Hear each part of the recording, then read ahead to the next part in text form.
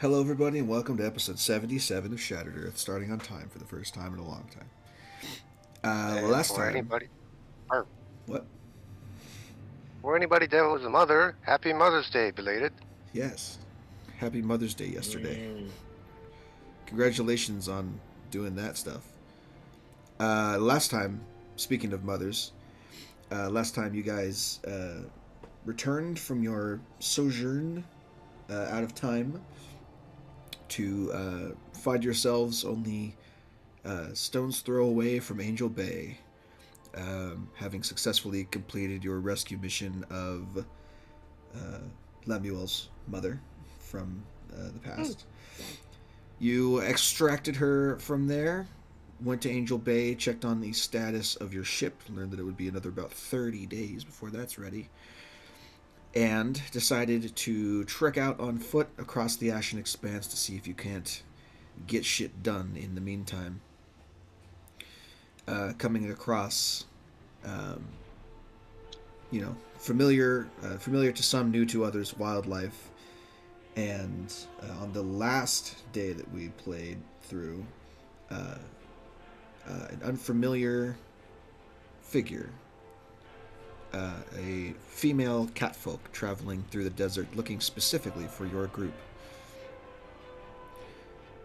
So, as she sits down to share your fire, Chance having been on watch, um, she begins to tell the story of how she came across the circumstances that you find yourselves in now. What I will ask is Chance just going to listen to this before waking everybody up, or am I going to have everybody be awakened first?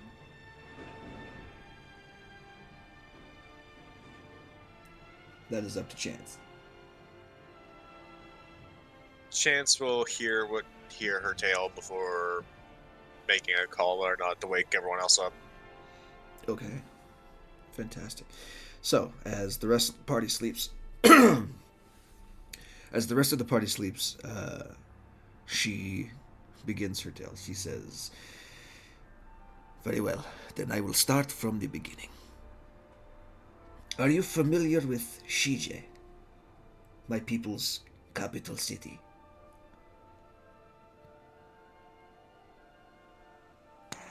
If I remember correctly, VG, that would be the place we were. That the guy who stole my shit wanted us to get something of his from. Mm-hmm. That is correct. I am. I know of it. Yes. It is a wondrous place full of light and song and camaraderie. I had lived there all my life until about 2 months ago when the plagues struck. At first, it was a few minor outbreaks, nothing our priests couldn't handle, but then the outbreaks became more numerous and more frequent, driving our pharaoh to issue a decree that all would remain in their homes until the infection could be driven from the city. We all believed this would work at first, but I saw my people dying around me. Children's bodies carted away and burned to keep the infection from spreading. Entire families forced to steal from their neighbors just to survive, only for them to fall ill anyway soon after. I could not stand watching Qaraako's light leave our city without doing something to help. So I began to investigate the nature of the plague on my own. And what I found was that the source of the illness is somewhere inside the Kabir al-Shamas. Sorry, Kaibir al-Shamas. The final resting place of Qaraako's remains on this world, and a place of great religious significance to my people. Only the pharaoh and a handful of her most trusted subjects are allowed to enter. For all others, this heresy would have been punishable by death. The pharaoh would not accept this, even when I presented my findings before her. She believes the plagues are meant to to be a test of her worthiness as a pharaoh, either from Qaraako himself or from the disgraced god of lies, Rian Kodesh. She refused to believe that the Khyber al-Shamas was the cause of the strife afflicting her people, and forbade all from entering the tomb, even her most trusted god. I could not believe that our leader would continue to let her people die so foolishly, so I took it upon myself to enter the tomb alone to save our people from this creeping death. I thought I was careful enough to avoid the guards, but I underestimated their powers of perception and was caught and exiled to the Expanse. It was while traveling between villages and oases that your word of the adventuring party caught my ear. I had overheard some foreign adventurers in a bar recounting a story about the Scholar's March single-handedly clearing out an ancient ruin and claiming treasures of great significance within. When I asked further, I found only rumors of your exploits, how one of your number was made a lord in the wake of another's demise at the hand of a marauding goblin tribe, how you faced down a giant and his army and came out with nary a scratch, how you lifted the curse of a haunted tavern, and how you braved a hive of subterranean core spawn and lived to tell the tale. When I heard you were last seen on Arival and traveling the Expanse, no less, I set out in searching to enlist your aid. I need your expertise in ancient tombs and your experience with the dangers that lie within to help me save my people. In return, I cannot promise riches, but I promise fame, and I promise the opportunity to study to your heart's content a tomb that has been sealed for almost 1,000 years. Make no mistake, what I ask is heresy and will likely get us all killed if we are captured. I do not ask this lightly, but I also would not have turned to you if I did not think we could come out victorious.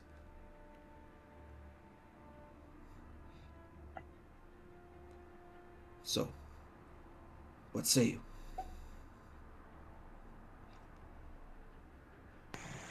I would need to confer with my comrades, but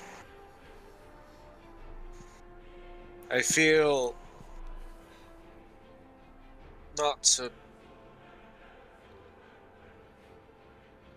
How to put this? While the Scholar's March has done quite a lot, do not assume we are untouchable warrior gods in the making. That's not how this is going to go. I did not. I barely thought you were most suited for the task at hand, given your particular proclivity.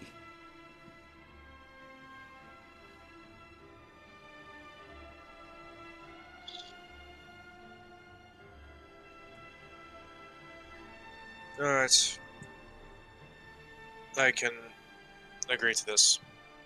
But you'll have my vote at least. Just... Chance will decide to be a bit of a little shit here.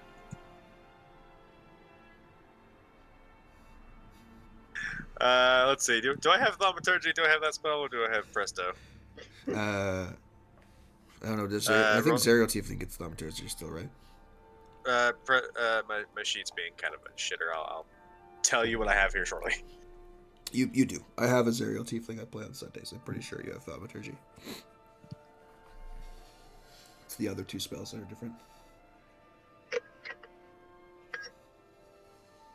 Chance will give a small grin to the Tabaxi woman.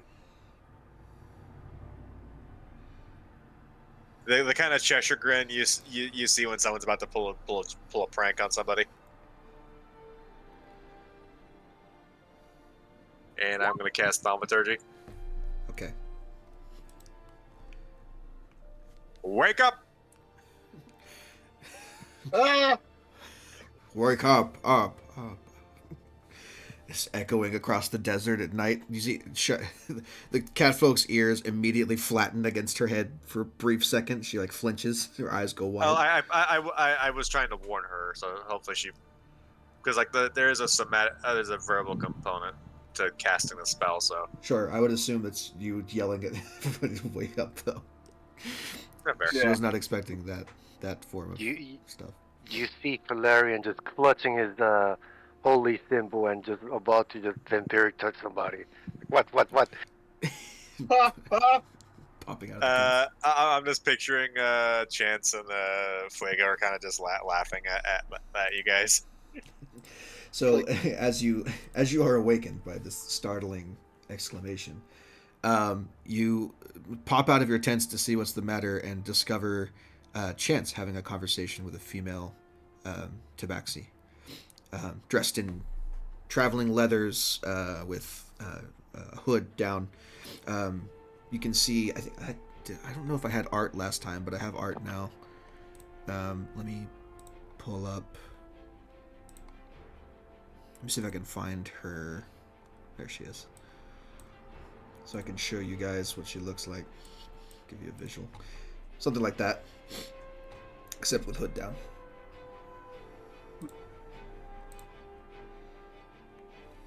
Here you go. Sitting around your campfire, eyes wide, ears down, kind of half in flinch, half not, hackles raised. Who am I fireballing?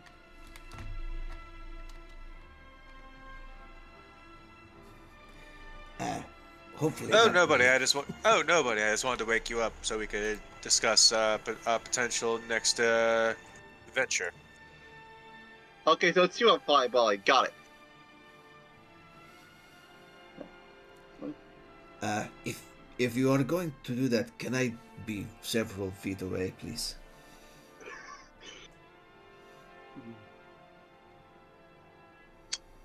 I want to fireball him, but who are you? And what the hell is he talking about? What the hell is he talking about? Oh, so where is that art you were showing? Oh, it was on the world map. I'll put it back. Ah, okay. Yeah.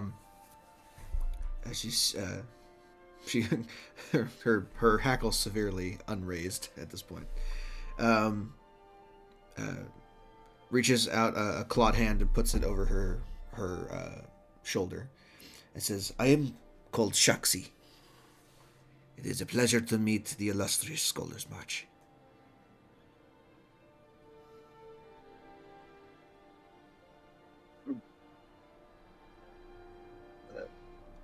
Pleasure to meet you. Don't know exactly how illustrious you are, but to each your own, I guess.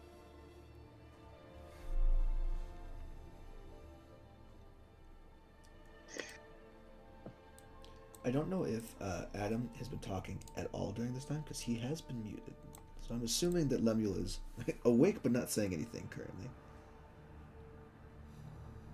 Oops, there it is. Yeah, I figured. All right. Yep.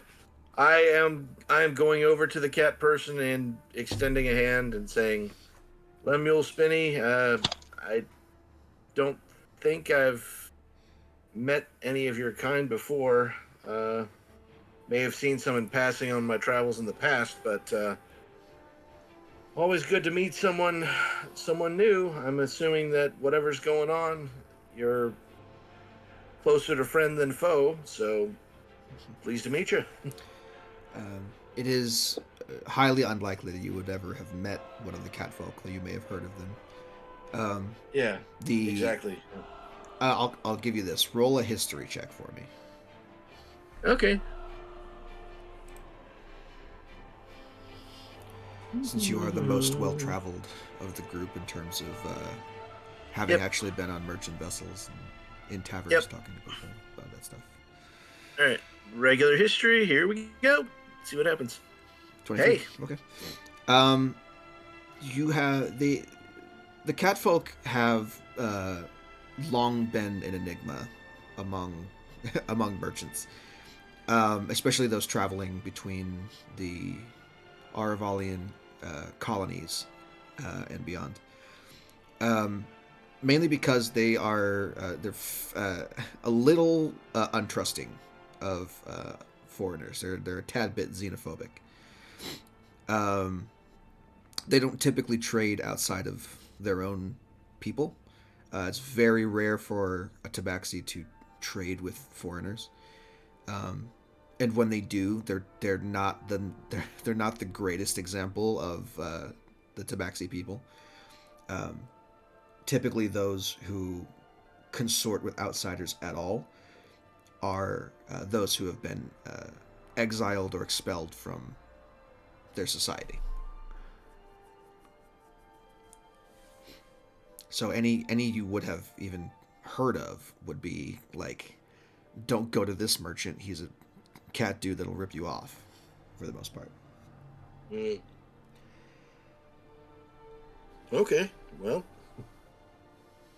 I'm just gonna say, since we're in the middle of a wasteland here, I'm going to guess that you're probably not selling anything. So, I guess I look over at Chance and said, were you the one who woke me up?" Yes, I was. uh, okay, thanks, I guess. But what's going on here? Uh, Allow me to re-explain. It all started 2 months ago when, and then we'll montage that over the next 10 minutes or so. She expounds her tale again to the rest of you. At the end, Okay. pleading for your help in going essentially going tomb diving to figure out what the source of the plague is. Okay. Plague bad. Tomb likely source. Need to go into tomb to stop plague. Now, what's this about fame? I'm looking over at Chance. Do we really want fame right now? Do we want to be known far and wide? Uh, I I, mean, d- I doubt we'll be known very far, given the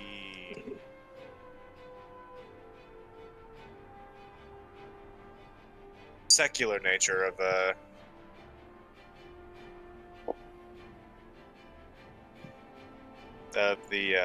what was the name of the town again, VG? Shije. I was city. Given the more secular nature of Shije.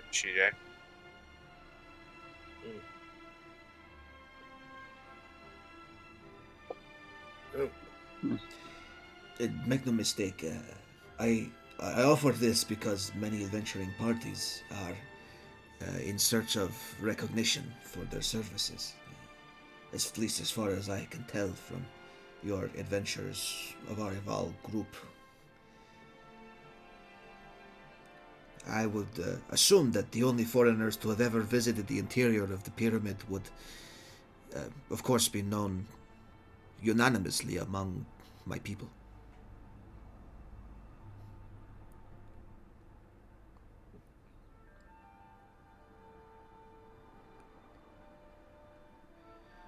all right. Well, I look at Chance and say, yeah, what I know of the cat people is they do tend to be very closed off from a lot of the world. So, you know, we may be famous among their kind, but I think you see what I'm trying to say here. We've already got some fame of a sort. So, It's either we do this and risk getting more eyes than we would like, or we leave Shije to their fate, which I am not going to do. okay then. Also, as a historian, being able to delve into an ancient tomb and learn the history, I'd be lying if I said that did not appeal to me. I also share that motivation, both of them. Yeah, it is a good opportunity for research. I'll turn over to Valerian. What say you? I mean, I'm always up for a good old-fashioned adventure, killing people. I mean, adventure and getting fame and getting money. And I guess you get to go into a nice, comfy tomb. So, That too. all right. Well, let's do this thing, and I give a I nod to mean, Chase. It's Chase. how could I say no to that? Yeah, and we do kind of owe Chase. He could have been much more delving oriented on recent adventures and was surprisingly restrained, if you get my drift. So, yeah, let's help him get his history fix. So, Hmm. In that case, you will need a guide, and that is where I come in. My people, if you do not know, are slightly mistrusting of outsiders, and we will need to essentially smuggle you into the city. So, I will lead you to a place where we can find things, clothing, disguises for you to adopt that will allow you to blend in among the crowds, so to speak. Understood. We will make our first stop there, and from there continue onward to Shije. If you make me wear cat ear, we're gonna have some words, sir. I do not think that will be a problem. We are looking for fabric that covers the entire body, so mm, the ears should not be an issue. You can see she's completely taking that seriously. Like she doesn't know you're joking. She's like, "Of course, no worries. I was not suggesting that you were wearing ears. It's all fine." Um, mm.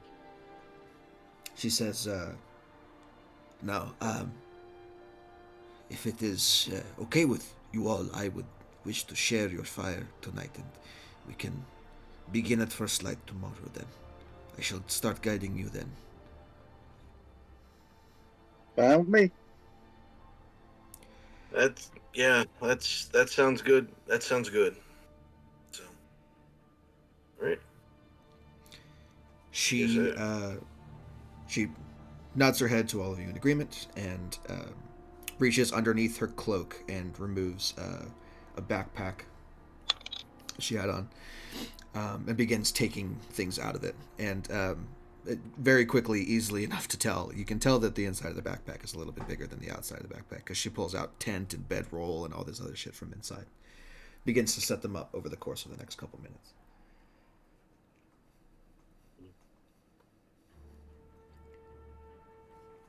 If we had the the Final Fantasy Shaxi has joined the party music, I would play it. But for the rest of that night, whoever's on watch, you don't notice anything. You don't notice anything untoward or anything strange going on, and you manage to complete your long rest at the end of that day without any issues. In the morning, you all of you pack up your things, gather your possessions, and Shaxi takes point as she begins to lead you in a trek, the rest of your trek across the Ashen Expanse. While everybody's getting ready, it's like everybody just waiting up for me because of my half play. Like, I'm almost done putting it on. Just 15 more minutes. Right. That's okay. I'm actually, as he does that, I kind of, I while I'm just kind of waiting, I sort of watch him intently, and when he's just about done, I go over and just kind of, whisper up to him or something like, "Hey, before we bed down for the night, at the end of the day's travel, if you wouldn't mind, I'd like to visit with you for just a minute." I just might be interested in a little bit of informal knowledge. That's all. So, all right, that's it. Okay. So, I believe I was having people roll, but this time Shaxi's going to roll. What were we rolling last time? I do not know. Looks like we were rolling d8s. Cool.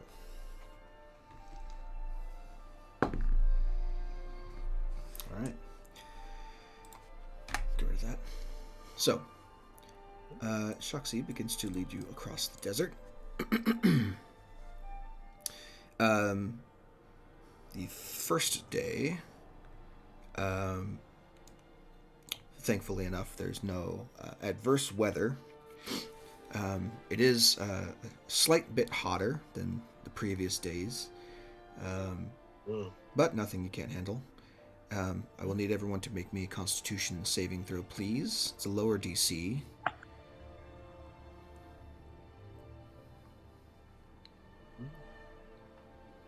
Is that right? Is this over heat? Like, Yeah, so you have advantage on it. It's just general exhaustion from the day. You have advantage on this because the heat doesn't affect you as much. Mm-hmm. Wow. Yeah, natural chances chilling. Wah, wah, wah, wah. Flareon. Yeah, wandering around in that hot armor. That's real rough, buddy. So Flareon, you have one level of exhaustion until your next long rest is completed. Don't. I forgot to do this before I went to the last session ended, so I'm just gonna do this real quick. No, it doesn't pop up anymore. Okay, cool. All right. What the fuck is Dawn? Dawn? Oh, Dawn's fun. Somebody put something called Dawn in my inventory. In your inventory? What? No, attack list. Oh, well, yeah. Roll 20's fucking it. It's a spell problem. When you add spells to the spell list, it also sometimes adds them to your attacks list. We should stop it. It annoys me. Yeah. All right. So. All right. Are we? I was going to say, at the end of the day, you can do whatever you'd like to do, unless there is something during the day you want to do. No, not particularly. I guess one thing I might do, just visiting with Shaxi briefly before doing anything else. I would kind of hold out to her the cactus that I got a few days back and say, "Can you do anything with this? It feels kind of cool to the touch, but I don't know how to do anything useful with this stuff. If you can make use of it, more power to you, but I just kind of managed to sneak it away from some of those big things that look like they have volcanoes on their backs." Well, I am no apothecary, but I can try to make something of it. She takes the pad from you, and we'll say this is during a point of rest at some point, either at the end of the day or sometime during the day. Yeah. She'll sling off her backpack and pull out an herbalist kit. Just a simple herbalist kit that she's carried with her. Takes out a mortar and pestle and begins to grind the chilled cactus into paste. She adds a couple of small vials of liquid to the mixture, and fairly soon she has kind of this matte, if light blue could be a matte color, that's basically what it looks like. It looks like dough, but kind of spreads like pomade. And she takes it and puts it inside of a little rag, and then ties the rag up with a small bit of string. Hands it to you. Says, "This should be enough for a couple of days. You apply it to the back of your neck, under your chin, basically anywhere close to your skin where the veins might carry the chill to the rest of your body, and it should protect you from the heat of the expanse as you travel across."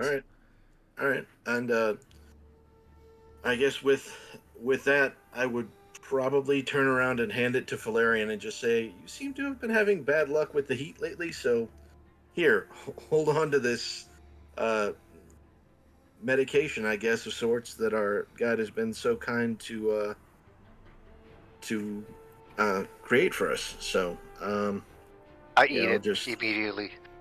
no. Wait. It goes on your skin. Outside medicine, not inside. Stop. You stick a bit of it on your tongue before he can warn you, and it's like instant brain freeze. Oh, that's good. You have no It's idea how painful. that. One of your eyes is temporarily shut for Okay. about 30 seconds because it's the most All right. intense brain freeze you've ever had. All right. Well, After like a few seconds, like, oh, that's good. all right. Well, yeah. Applied directly to the forehead. Yeah, I guess you could. But in any case, now that you've got some of that might actually be of use when applied correctly, um, I just kind of like to see what sort of, I guess, exercises and sorts of things you do to move around in that kind of armor. It's not something I'm good at, and I realize it'd be something that I'd need some real formal teaching, but it's occurred to me that I could be a bit tougher, and if being a bit tougher means being a bit more like you in some ways, not maybe some of the choices of diet. I'm not going to spell anything out here, but I ask. nothing. I look at Chance and whisper over to him in a hushed tone. What is he actually asking me? I'm just wanting to see kind of how you move around with that shield with the heavier armor, and I just like to, copy you a bit. I know it's not going to do much of anything unless I do it like a million times, but it just seems like something that maybe I should get familiar with. Maybe one day I can be somebody who's a little bit more of a tougher guy like you. I interrupt him and said, "Let me see your arm." All right, here you go. I poke at it. What's your strength? That's a good question. Okay, let me put it this way: is it above? Is it average, which is 10?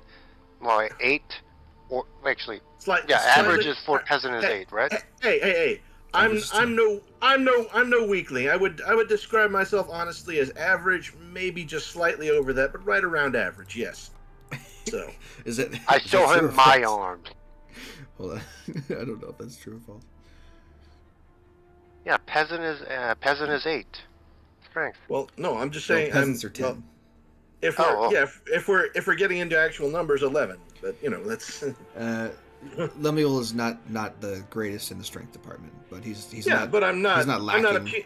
I'm not a puny weakling. I can lift a rock if it's not too big. Okay, So, well, look here. I flex 14 strengths. Like, you need at least this much to wear this. well, who knows? One day. But anyway, there was something else that I was wanting to mention. What I'm saying is, get your stamina and strength up before you think about training into armor. Hey, I wasn't even thinking about the heavy stuff. Just something that's a little heavier than what I got now, and I'm poking at my studded leather. Something a little bit, a little. I'm just warning you. Just consider it before you do it. I get it. I know. I don't want to be clanky, but that's a little bit better protected than I am now. I'm still, to be honest, I'm still kind of shook by what happened with the serpent. He took me down like I was wearing nothing. So, yeah. To be fair, his teeth were the size of short swords, but or long swords, probably actually. Yeah, well, but still, I was essentially wearing a leather jacket against something like that. When I, something a little more metallic might have helped me not be basically instantly dead. So, or just about. So, anyway, yeah. So, I'm just gonna, if you do any kind of exercises to make you comfortable moving around in that, great. it's just kind of an informal thing. Not a big deal. I'm just gonna kind of. You want to know what I did to able to wear this on? Yeah. 100 push-up. Yeah. 100 sit-up. Yeah. 100-mile run. Yeah. Every day. It's one. Okay. 100 squats to a T. The run I don't know, but I'll try some of those other ones. All right, just standard Saitama workout. Yeah. Somebody got it. It's a start. Yes, I don't know if it'll do much of anything for my punches, but we'll see. Anyway, so one other thing I do need to mention to the rest of the party, though, before we bed down for the night, is there is something that I have been carrying around. I don't know if it would be of any use to us. It just may save us some trouble whenever we do bed down for the night. There is a spell that I have that I can cast as a ritual that will greatly simplify our periods of rest. So, and I just kind of lean over to Chance and say, I can't believe I forgot that I know Tiny Hut. I'm an idiot. It's been 7 days. How the fuck do you not remember? And we've been putting up tents every night. Why the fuck are we whispering? I don't know. I'm kind of embarrassed. All right, but yeah, that's it. If anybody wants me to just do that ritually for the night, easy, over and done. That can save a lot of stuff as far as the trouble of setting up tents and all that. So, we good on that? Okay. If we're ready to bed down for the night, then boom. Sure. I'll take the 10 minutes to do it, but yeah. All right. Okay then. it's a bit of a tight squeeze. Yeah. It's not the biggest dome in the world. With the 5 of you. Yeah, it can fit up to nine mediums, and I'm a small, so whatever. Sure. It's a little more intimate than the tent setup you had before, but it's available if you want it. Yeah. And I'll just color it to look like the same tone as the surrounding desert from the outside, so that way, this should, no offense, I'm motioning to our guide, in case something happens along in the middle of the night that wants to have a less friendly word with us than you did, this might help things out a little bit on our side, if you get what I'm saying. So, least I can do for such a talented guide. So, all right. Ready to do some minor calisthenics and then go to bed? Sure. Who's taking first watch? Sure, I'll take it. Cool. Go ahead and roll me a perception check, please, with disadvantage.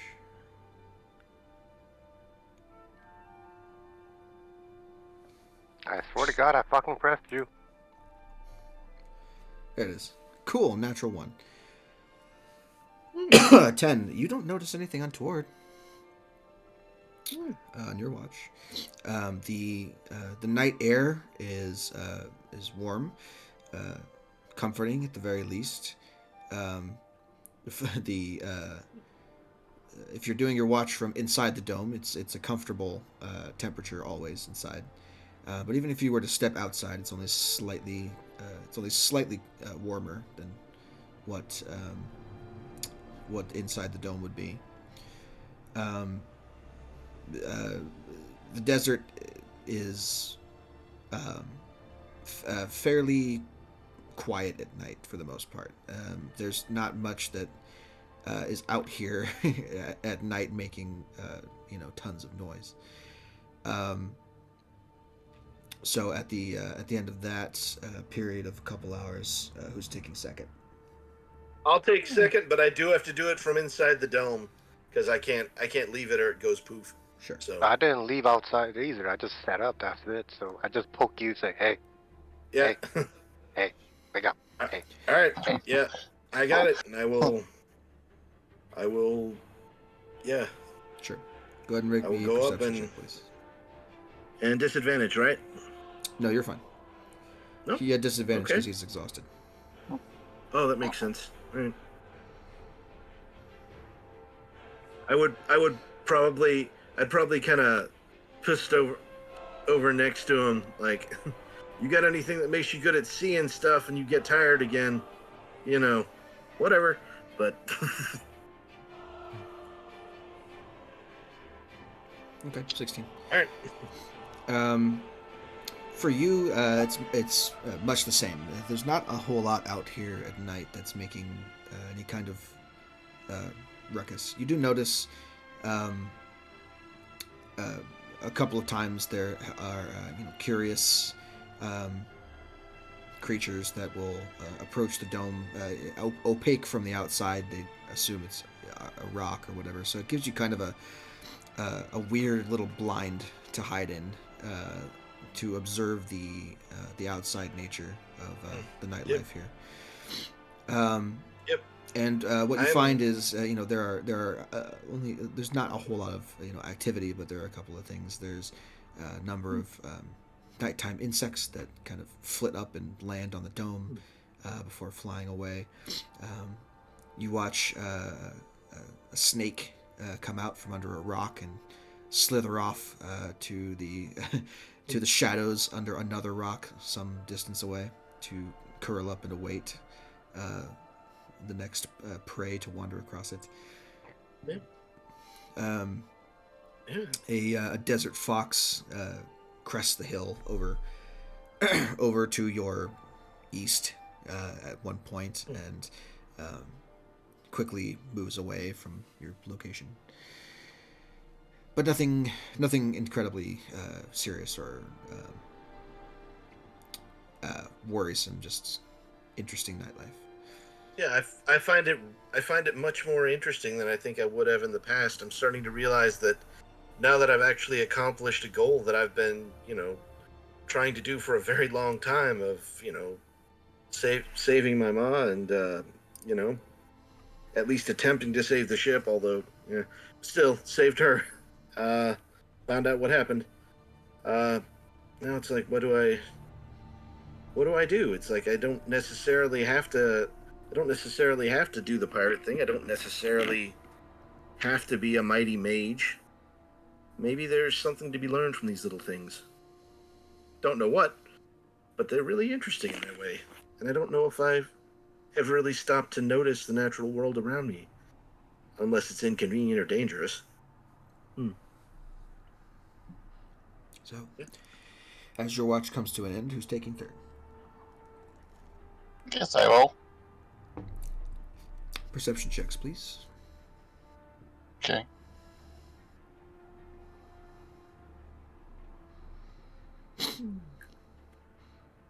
Aha! So 12. All right. And then one for Zenivore if you want it. oh, okay.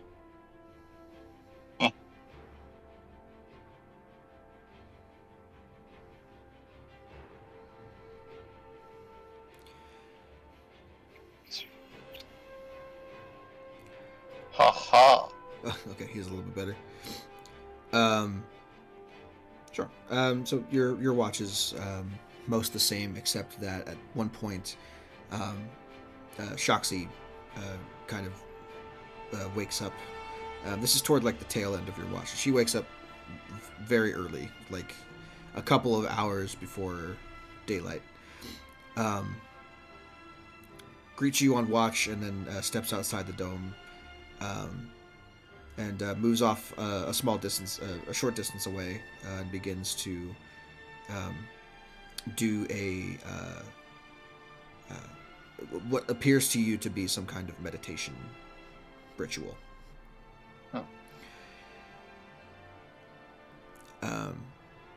You see her kind of take this cross-legged stance with her hands in her lap, the back of one hand on top of the palm of another, and close her eyes and turn her head up to the sky. And she stays like that for the next 2 hours. The only movement you can tell being the occasional flicking of an ear on either side of her head. Until the dawn light finally begins to brighten the space around you. And at that first light. She opens her eyes again, stands up, stretches outward in kind of a a cat way, like she like takes her hands and bends her back at some impossible angle, and then does a few other stretches. She's been sitting motionless for a couple of hours, and returns to the inside of the dome to begin packing her things for the day.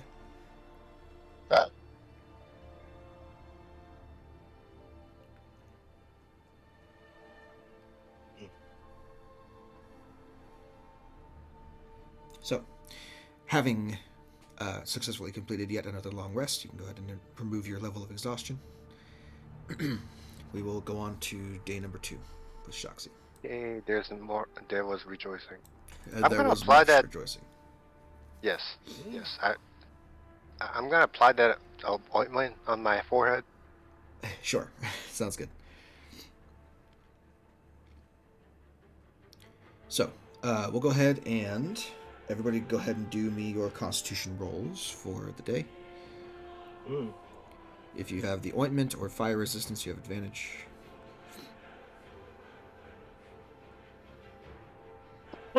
Eight. Man, that bomb's not helping. It made it not that one. You didn't use enough of it, unfortunately. Oh, Oh no. Oh no. Okay. So, levels of exhaustion for both Valerian and David.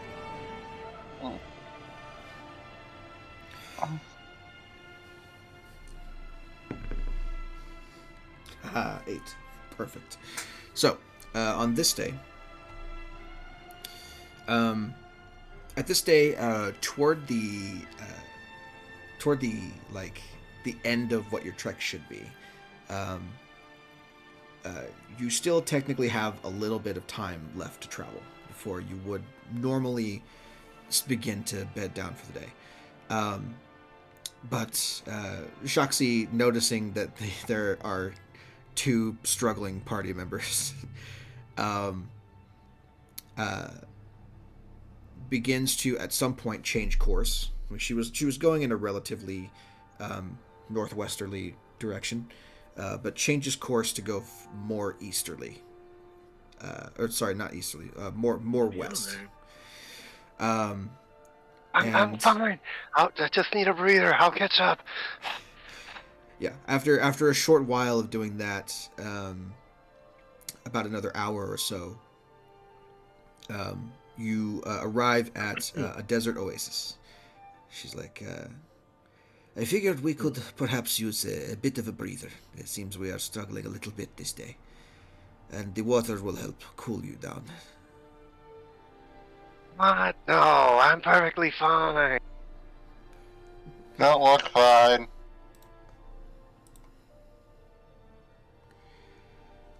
So, Yeah, my character is totally in denial. absolutely. Yeah, you definitely are.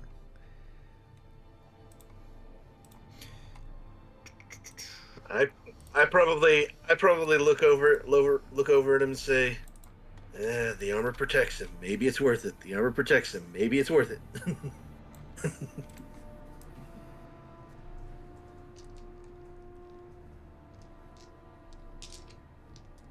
The armor did make him tough enough to do what he did to that serpent. No, that's just a byproduct of training. Okay. So, as Shaxi begins to move down, I don't know why you guys are struggling so much. down to the water, and you begin to kind of cup it in your hands, wash your face, put it on the back of your neck.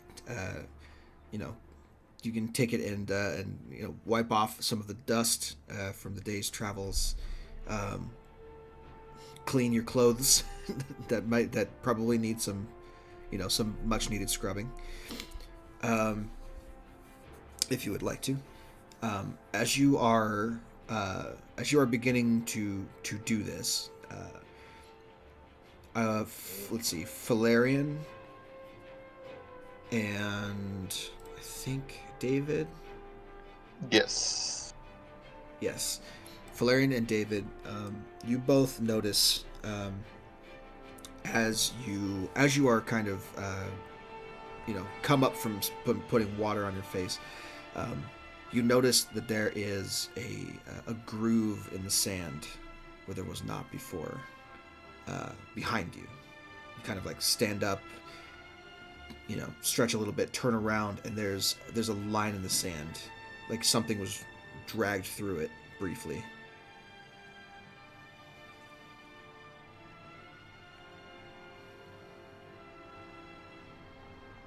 Where does it lead? It leads. Well, it's hard to tell. It either leads towards you or away from you.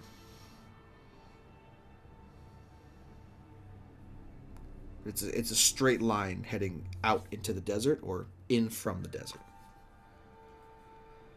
And as you kind of make note of this, looks very strange. You notice, you kind of turn and you notice other lines heading in from the desert toward your party members who are unaware.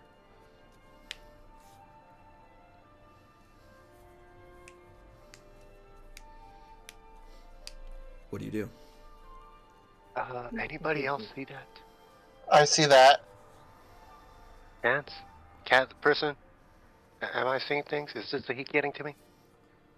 She turns to you with a confused look and then notices the lines in the sand and only managed to get out the words Tirinkali before bursting out of the sand these insectoid centaur-looking creatures with the lower bodies of scorpions and the upper bodies of insectoid warriors wielding swords burst from the sand.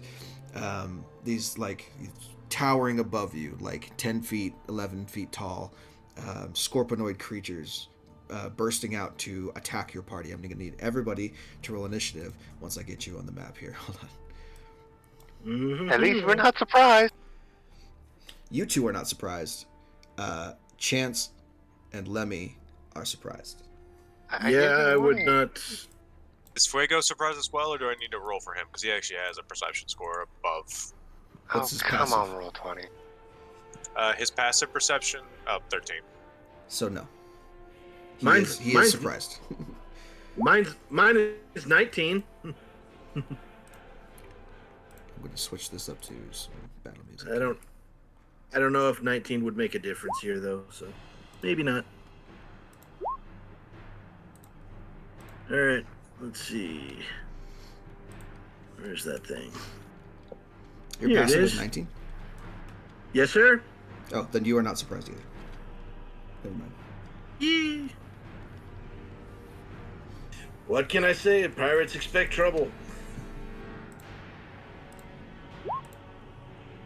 Everywhere.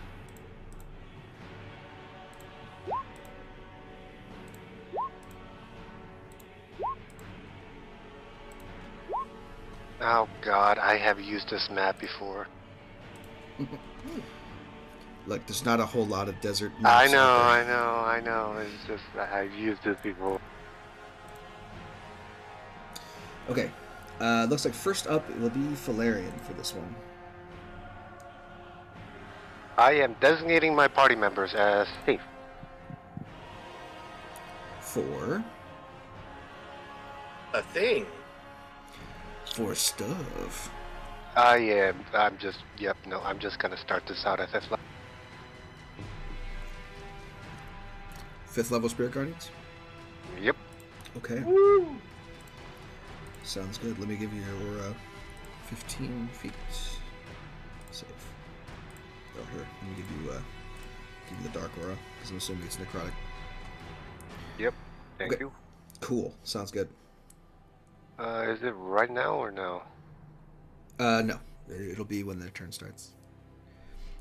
I mean, technically speaking, it should be, but that's not how we've been playing it.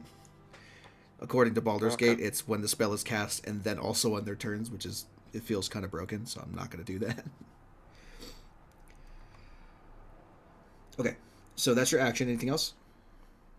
Bonus actions. I fan myself. I'm getting the vapors. As these scorpion guys charge you.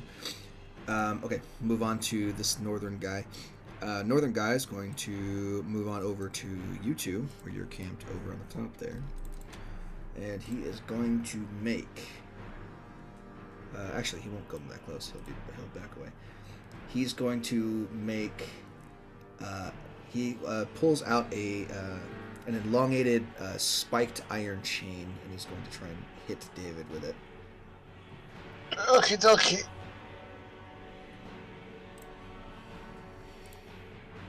It's a 23 to hit. Yeah, that hits. 7 points of piercing damage. And you are grappled. Okay. One moment. Grappled and restrained. One moment. You are grappled and restrained.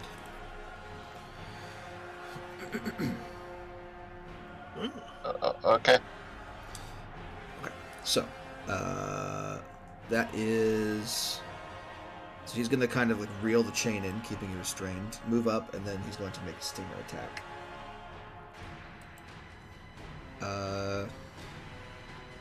He'll make it on Xenovar, because why not? 16 to hit Xenovar, so I'm assuming he doesn't hit. Yes. Okay, next up is Lemmy. Okay. Am I currently within the reach of the guy near me, the scorpion fella? This guy. You are not within melee. Depends on what you're doing. Yeah, see, that's yeah, I am going to do a thing first. I am casting a spell.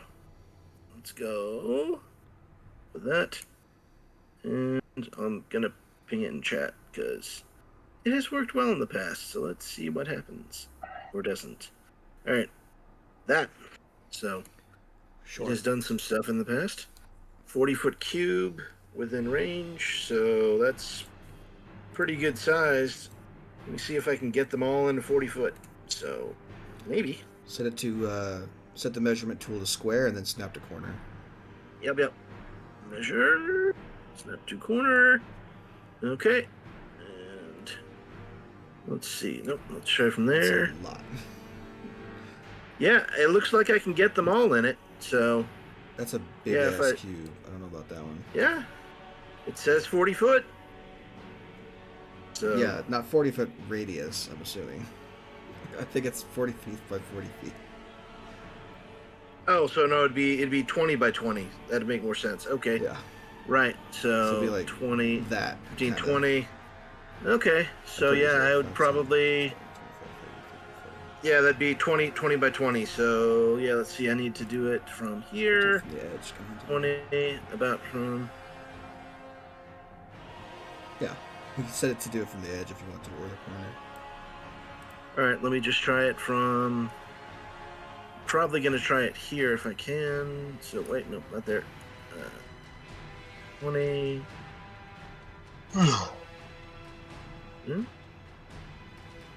Alright. Start from here. Right there.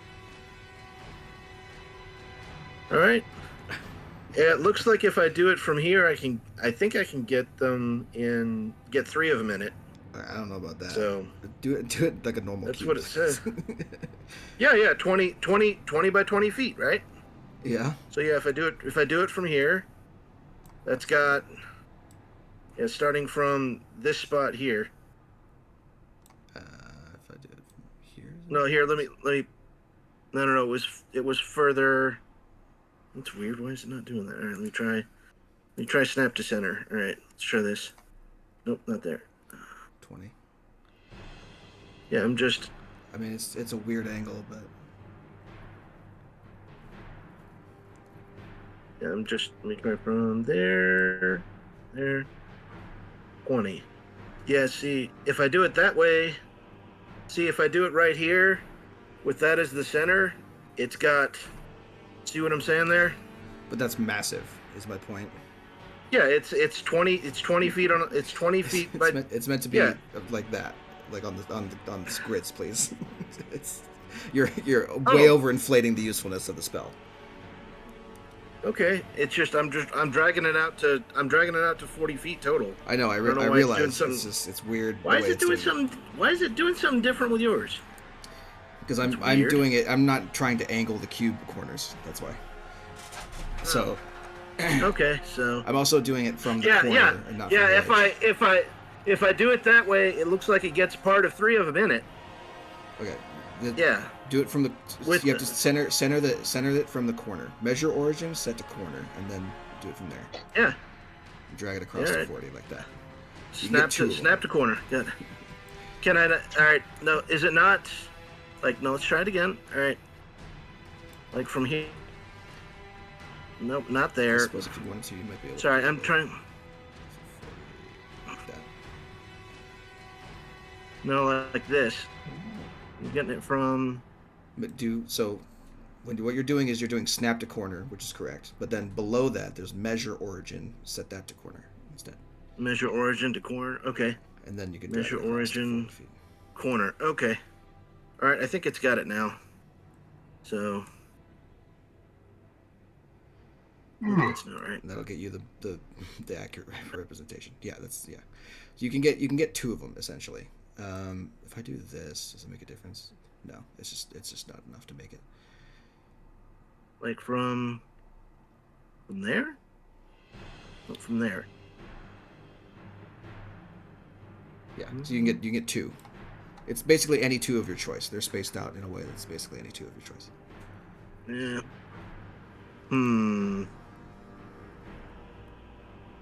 All right. Yeah, I would probably try to. If I can only get 2 of them, I'd probably try to get. Let me just ping them. Yeah, I'll do it so it's getting these 2 here. So, this guy, and that guy. So. Okay. I'll just set it so it can get. What, a dex so save? it can. Wisdom save. No, it's wisdom save against difficulty 17. Okay. Well, one of them succeeds. The other one fails. Okay. So that's this something. guy right here. Where's my snail? This guy right there is slowed. Okay. And then after that, I will use my bonus action to dash, and I will move 60 feet straight up. So Right. vertically, 60 feet up. Oops. Yep. All right. So you bamf a spell out and then immediately fucking dip out of there. Sounds good. Yep. It'll be your turn. Tlinkali number 2 is going to move up here. He's going to do his spiked chain on Chance. I forget. Do I get reactions or no when I'm on a surprise round? You take no actions the first round. All right. Other things good. 21 to hit for 5, and you are grappled and restrained.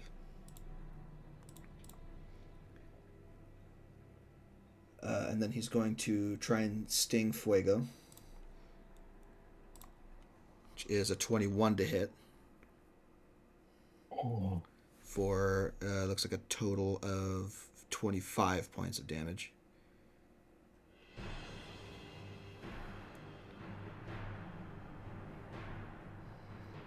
And that'll be a failure. Fuego's He's poisoned. also poisoned. And you are not only poisoned, but you are paralyzed. Well, Fuego is chances. Yeah. Fuego is paralyzed. So Yep. that and that. Blurb. And at the end of his turn, he can repeat the saving throw. Okay, cool. Fantastic. That's that guy's turn. He's done.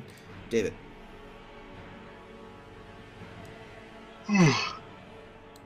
Oh, you see, kids, I cast Fireball. Okay. Where are you centering your fireball? Let's see here. 1 moment. Just need to circle. It's snap to Snap to corner. Mm-hmm. Snap to corner, Okay. measure origin center. Center. Okay. Right there would be nice. Sure. 2 dex saves from them. Now we just roll some damage. This one guy keeps rolling 17s. I'll Creature exceeds.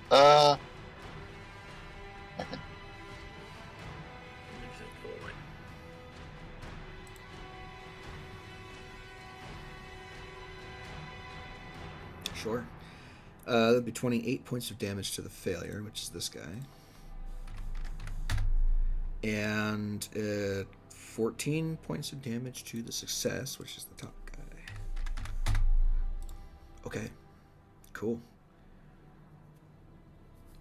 So, grappled and restrained as you are, anything else you want to do? Nothing really I can do. Fantastic. Cinevore. See, he has only one thing, and he's gonna cast Shake. I cast my sword upon thee. I'm assuming against the guy that's currently attacking you, right? Yeah. Okay.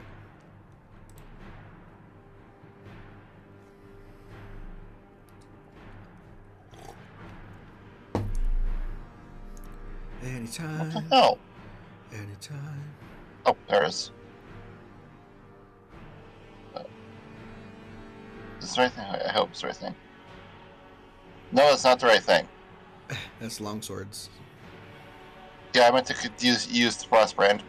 Yeah, There you go. Yeah, 19 and the 19 hits. The 12 does not. The 19 does 10 points of damage total. Yep. Cool. Okay. That's it for him, unless he wants to move. Yep. Nope. Chance, you don't do anything this turn. Kali, number 4.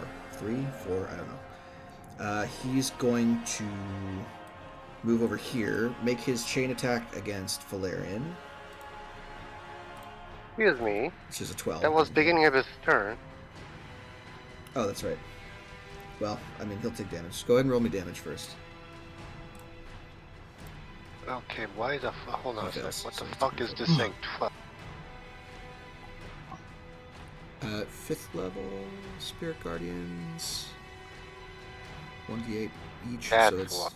5d8, something like that. Yeah. 5d8 necrotic.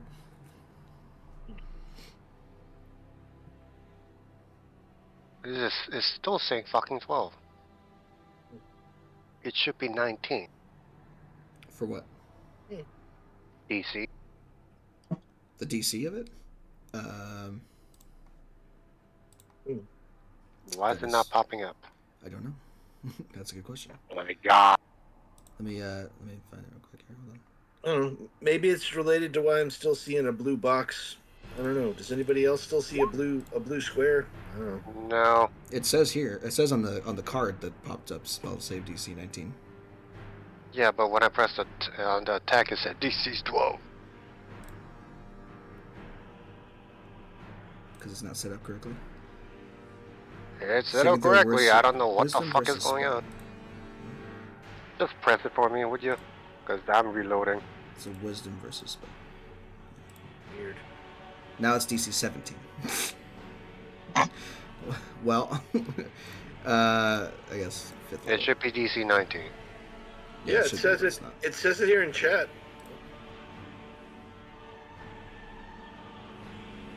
Weird. If I said it's a DC Maybe. versus wisdom, maybe? I know why. It's not calculating the amulet. It's not, no, but it should be. Oh. It should be doing that because it's your spell save DC. Then I you'll know, have but it's augmented. not. Oh, well, we know. We know what the spell is. So that is 18 points of necrotic damage on his turn. He is also slowed. At least slowed. He doesn't need to move that far. His chain attack misses you. He's going to take a sting attack against Shaxi. So he's closer to her. Natural 20. Oh no. Oh no, my girl. She's going to have to make a con save. I never rolled initiative for her, actually. That would be a good thing to do. Oh.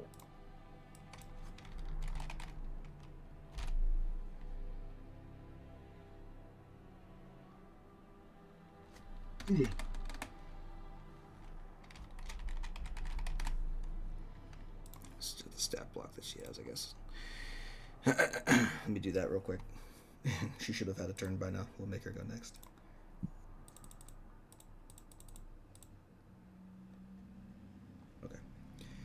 back to this guy's thing. She has to make con save.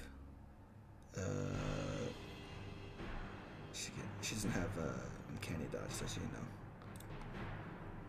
It's an 11. It's a failure, so she's poisoned. And she takes 12 and 27. So 39 points of damage total. Okay.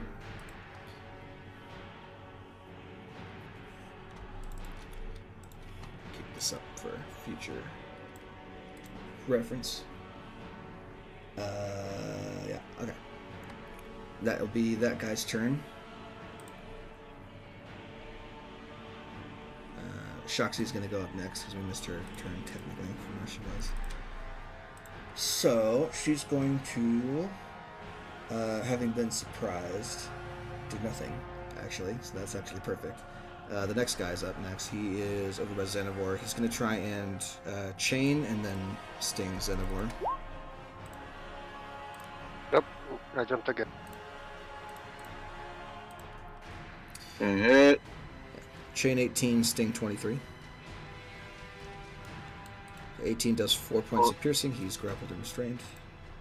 Okay. Actually, that second one needs to be re-rolled. Because he has advantage if you're restrained, I believe. Yeah. So he's going to re-roll that sting attack advantage. It's 20. 20 for a total of 22 points of damage, and Xenivore needs to make con save. Well, okay.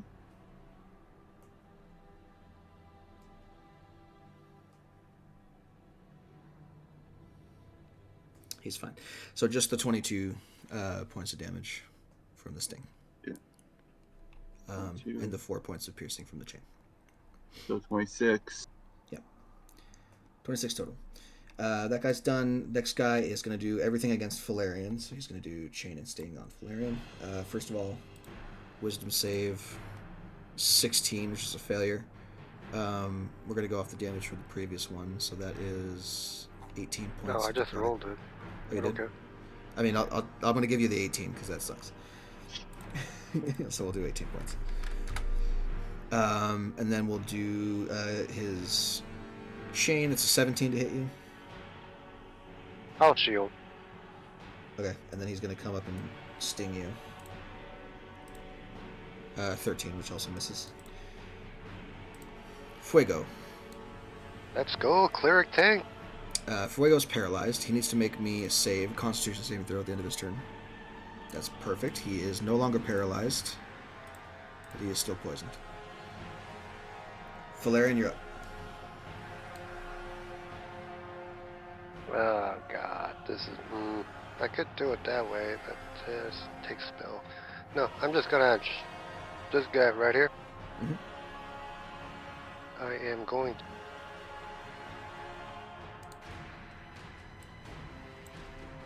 Going to.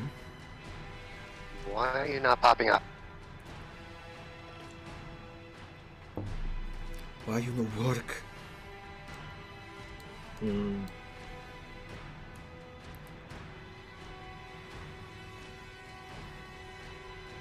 Try reloading your page if you haven't already. I'm just gonna move me up 1 square up. Okay. And I'm just gonna tell the guy to do it. Okay. So wisdom saving throw for him. 16, which is a failure. Your toll is what? Is the question.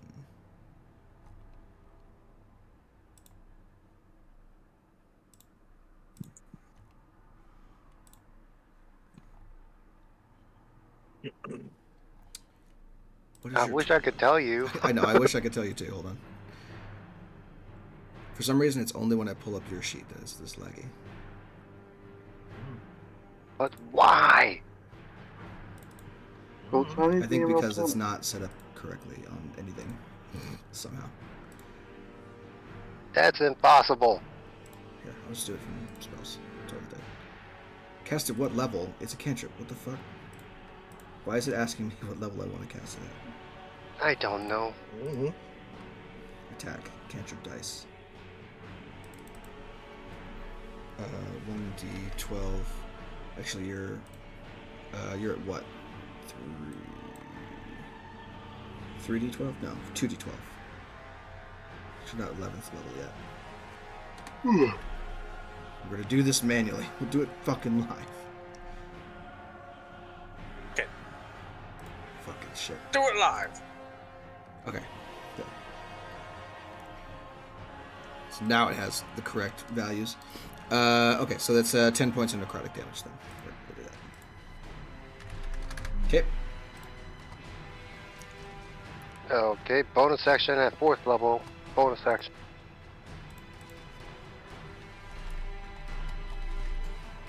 If it motherfucker ever loads. I'm assuming spiritual weapon, right? Yep.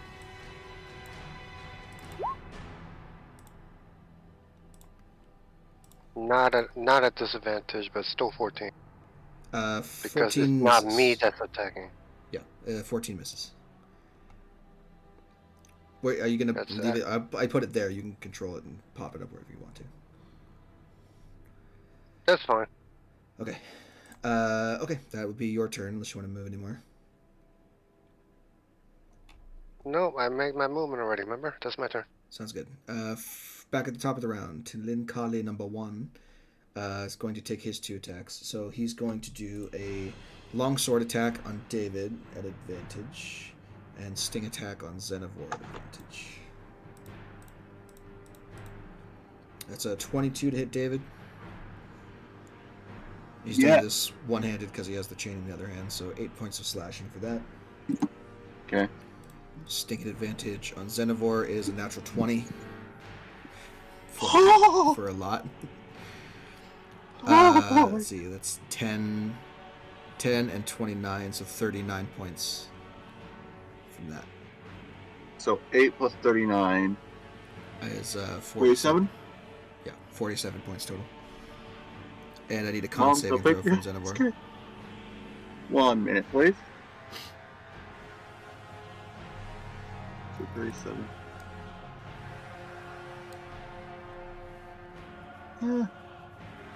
Xenivore, please, sir, you don't get paralyzed.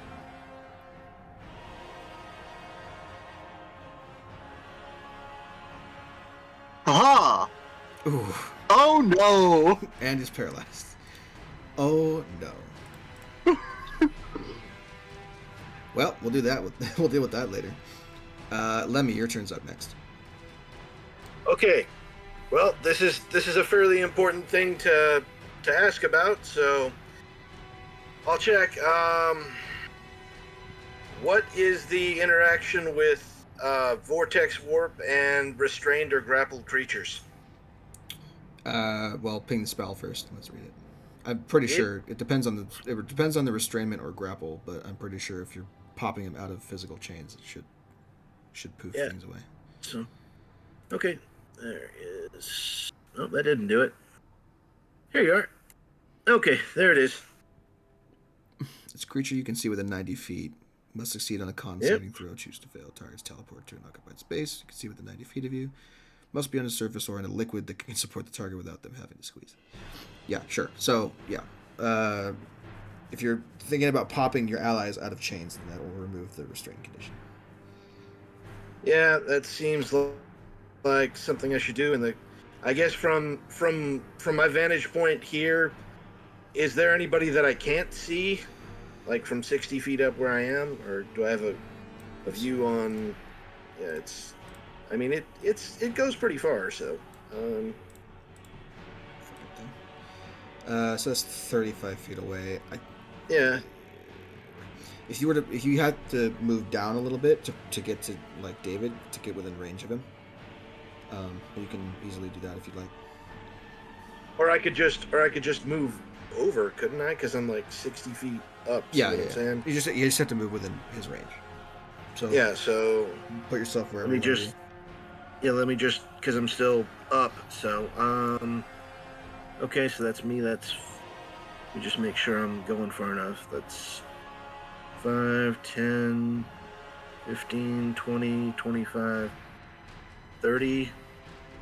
I think from here, am I within his range? I think so. Probably. I should be.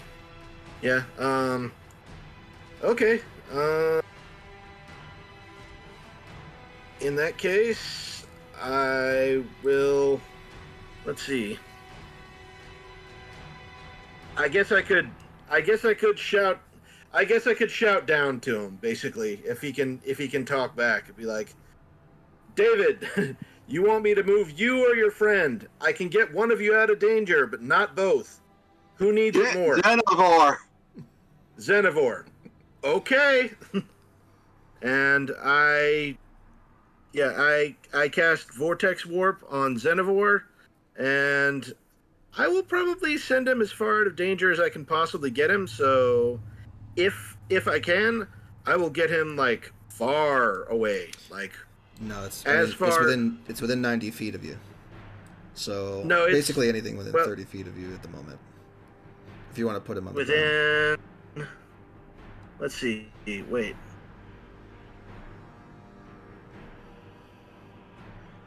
Because it has to be on a surface or in a liquid, and you're 60 feet up in the air. So you're basically looking at the ground within 30 feet of you as the range of the spell. So I could put him on the liquid that's by me, or like here, right? I mean, you could dump him in the Oasis. He's paralyzed, so he'll fall to the bottom of the water. But I don't know if he can drown. So I guess what. How high up is this? The tree here. The palm tree. We'll say. Yeah. We'll say it's a fairly large, like 30-foot tall palm tree. So I can just put him. He's paralyzed. So if he lands in a tree, he may or may not fall off of it because it's a palm tree. Yeah, I don't know what else to do for him. I'm trying to get him out of harm's way, so I'm going to try to do that. See what happens. Okay. Yeah. So, I will try to poof him as squarely as I can on top of the crown of the palm tree, and hope all goes well with that. And I guess after I've done that, only other thing I'm going to try to do is, I don't know if it's all that likely to even be a thing, but I can bonus action Blade Ward on myself a few times a day. So I'm gonna use one of those 3 to Blade Ward myself until the end of my next turn, and okay. Hope that helps, buddy. Sorry. Sure. So I'm helping. Quick point of order: put Blade Ward up in chat for me. Yeah. Yep. Right there. Oh, yeah. There. Oh. Yep. Okay. That's just making sure it's not concentration. No. That's just an on cantrip until the end of my next turn. So okay, that's fine. So Xenivore is going to appear in this tree, and without the means to grab onto it, he's going to fall. Like 30 yeah, feet. I kind of figured. Yeah. So he's going to fall 30 feet to the rocks below, which is 6 damage. So 11 points of bludgeoning damage from the fall. The tree's not going to slow him down at all. No. He's an angel wearing heavy armor who's unable to break his fall at all. So he falls like a rock. Tried to help. I'm sorry, how much damage? 11.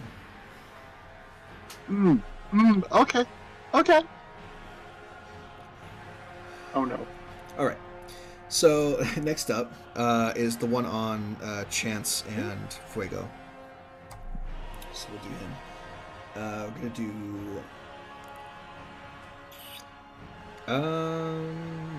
let's see. I think we'll do Longsword on Fuego because the chain's on Chance currently. See how that goes. 16 to hit you. To hit Fuego. Fuego? Yeah. Yeah. Okay, so 8 points, and then we'll do the sting. I'll do the sting on Chance, I guess, because you're doing a thing. Okay, that's a 10. So that misses. Okay, cool. Shaxi, for once, gets to go. So. Is she paralyzed? I can't remember. No, she's just poisoned. She managed to succeed. Oh, good. She succeeded in not failing. She still failed, but she didn't fail by 5, so she's not paralyzed. She is going to, on the first thing, on her first turn, she gets advantage on attack rolls against anything that hasn't taken a turn. Unfortunately, everything's taken a turn. So, we're just going to do attacks, I guess.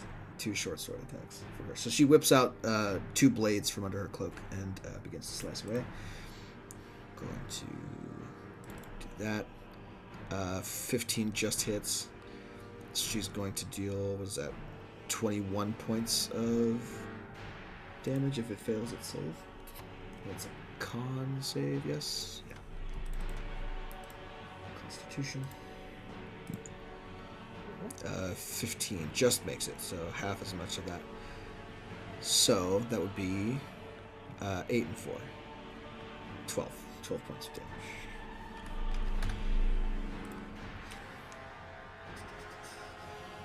Actually, she should... hold on. Poison disadvantage on attack rolls, right? I might have to reroll those. Yay. I keep forgetting how this shit works.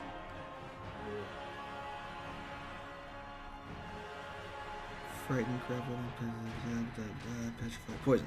Disadvantage on attack rolls about 6. Okay, let me do that again. She's supposed to reroll that with disadvantage.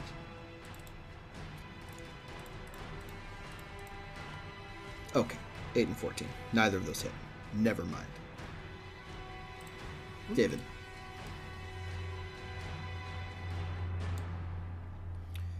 Joe's gonna fireball. You are highly injured and being attacked by 2 giant scorpions.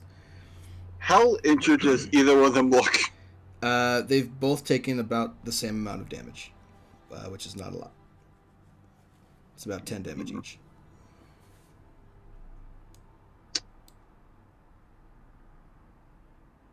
Fuck.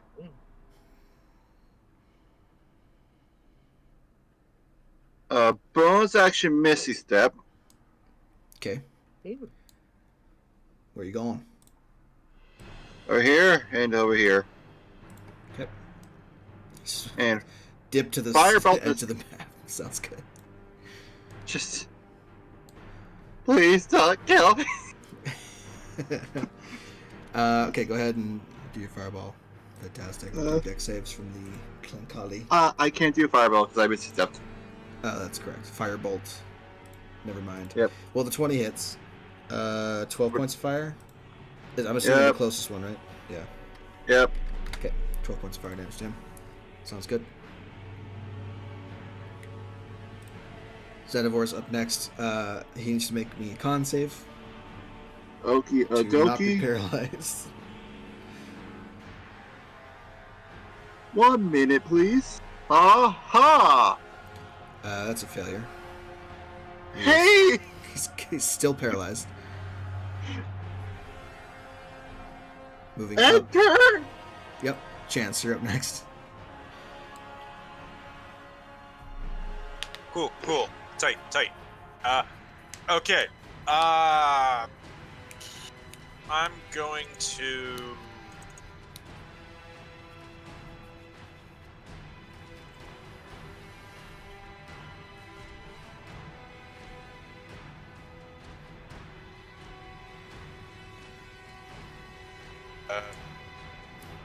Flame strike. That's what I'm thinking, but what's the diameter of flame strike? I forget. I think it's multiple, like 10-foot pillars or something like that.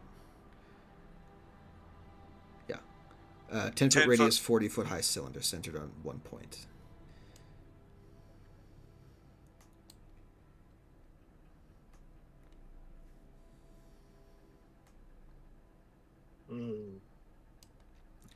Yeah. Not huge, but if you don't target the ones directly in front of you, you could get those 2 over there. I'll be right back, but if my turn ever comes up, the usual yada yada. Okay. Yeah, I'm gonna cast Flame Strike on those 2 over here. Okay. This is dex saving throws? Yes. 2 20s. So is it half as much, I'm assuming? Yes. Yeah. So 6 and Oh, is this a higher level spell? Oh no, it's channel. That's No. channel elements. So Channel elements and my funny focus. yeah, so total fire damage is 21, which brings that down to a 10, and then the radiant is also a 10, so 20 points of damage to both of them. And more importantly, And then you get your aura. yeah, meaning this guy's probably not going to want to hold on to me very much. Holy fire! All right, cool. Anything else you want to do on your turn that you can do? I'm assuming no bonus actions.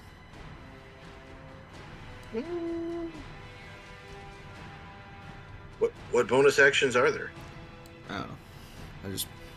I can't cast another level spell as a bonus action, so no. Yeah, exactly. Tlinkali that is currently slowed, so he's got some movement. He's going to run up here and make one attack, because that's all he can do on his turn. Which would be against Chance, so longsword. Huh. 24. That is a two-handed or one-handed? One-handed. All right. These will all be And one-handed because they all have the chain in the other hand. Yep. And Sure. This is 1d4. 3 points. Sounds good. So even as he slashes you with his longsword, your fiery demonic blood, or devilish blood, whatever, manages to scald him a little bit. Next up is the one next to Shaxi. He's going to go here to get within range of Valerian again. And he'll try the chain on Valerian, and he'll try the sting on Shaxi. Roll that wisdom save, bitch. Correct. Oh yeah. Also that. 8. So go ahead and roll me damage. Ooh, that's painful. 28 points of damage.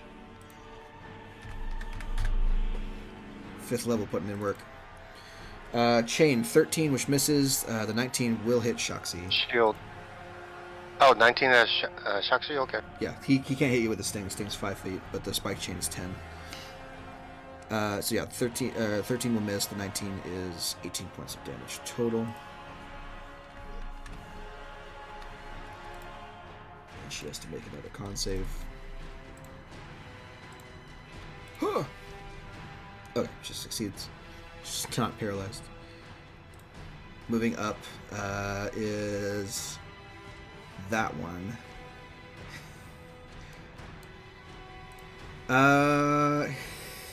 What's his passive perception? These things don't have the greatest passive perception in the world. So, I don't think he knows. I don't think he would understand where Zedivor is. So he's going to try and squeeze past his friend here. 5, 10, 3. He can go 40 feet there. And if he dashes, he can get up to you. You're no longer grappled by him. So you can move freely. Where's the fucking net? It's gone. The net has disappeared. Whatever. I'll deal with it later. He'll dash. I'll just get over there. Next up is the one currently on Valerian. We're going to do a round of chain and sting. Oh, Chain objection. first. 13 misses. Sting. 9 also misses. Why do they suck on you, but they don't I don't suck know. on I'm everybody else? I'm happy on that. But objection. 12, so 23 points of damage from that. Cool. Yeah, it's less than fireball, but it keeps on going. It's done more damage than Fireball so far. Fuego. Nom a disadvantage on the guy who's holding Chance. Okay, so that's North guy. Go ahead.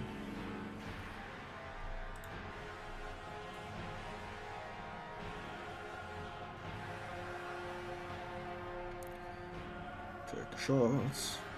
16 will hit. And 18 will also hit. These things do not have any resistances, so that's all full damage. So that's 9 points plus 16 points, 25. Unless they're immune to poison. No, they're not. So that would be another. That's 2 con saves. Yes. Not particularly high DCs, but you never know. Well, he's poison. So you poisoned the poisoner.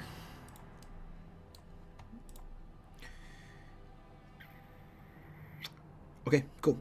The end of your next turn is when that changes. And actually, sounds good. You don't have the improved venom, right? It's just the D4?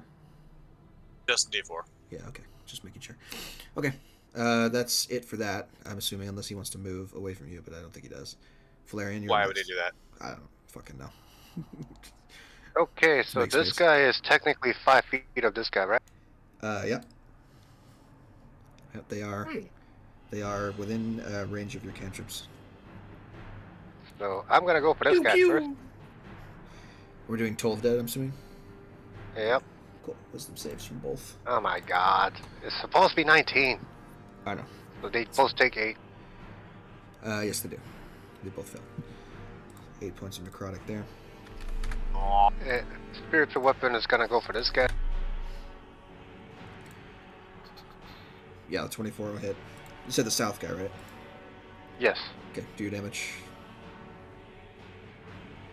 Cool. Gotta protect the cat. 7 damage. What the fuck? 6 force and 1 force. Look at the 1 force. How is it? Yeah. I don't know. Okay, whatever. It's just. Well, because it's 1 extra dice, right? So that's correct. I cast it at 4th level. I understand. The reason why it's 0.49 is because it goes up by 1 dice every 2 levels. So it's only going to roll 1 dice at that point. No. Okay. Well, that's my turn then. Yeah. How is this guy looking? He's the roughest out of everybody.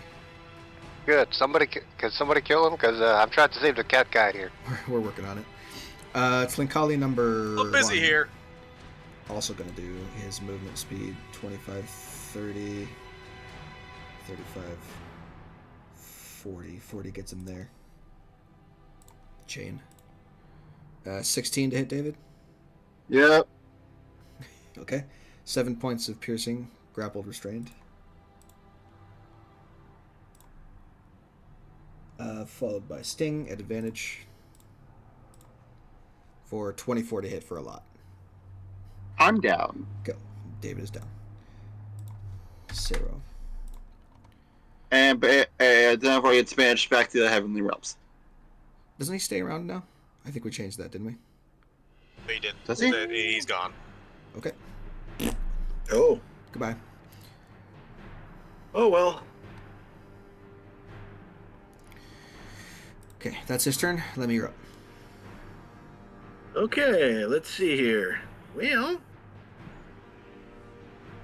let me see where I am distance-wise.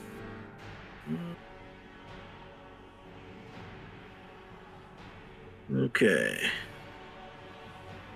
So, I guess if I move 30 feet to, I think it's right here, does that put me within range of David? For what?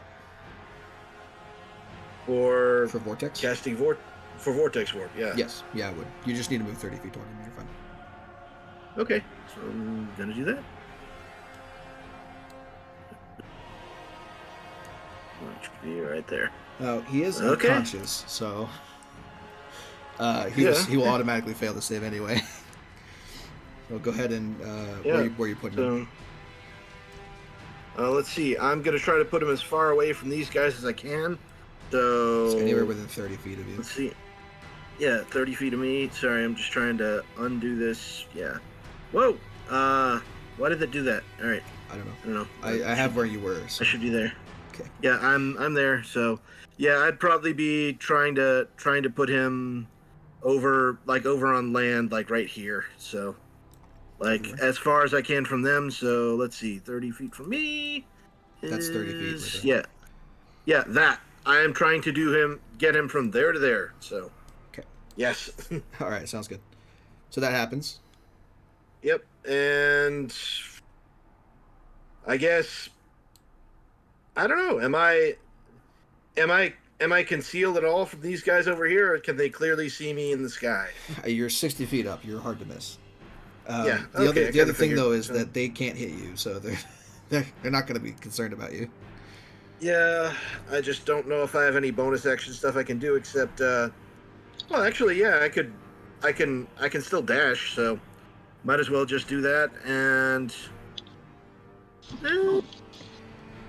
yeah, I'll probably just move over.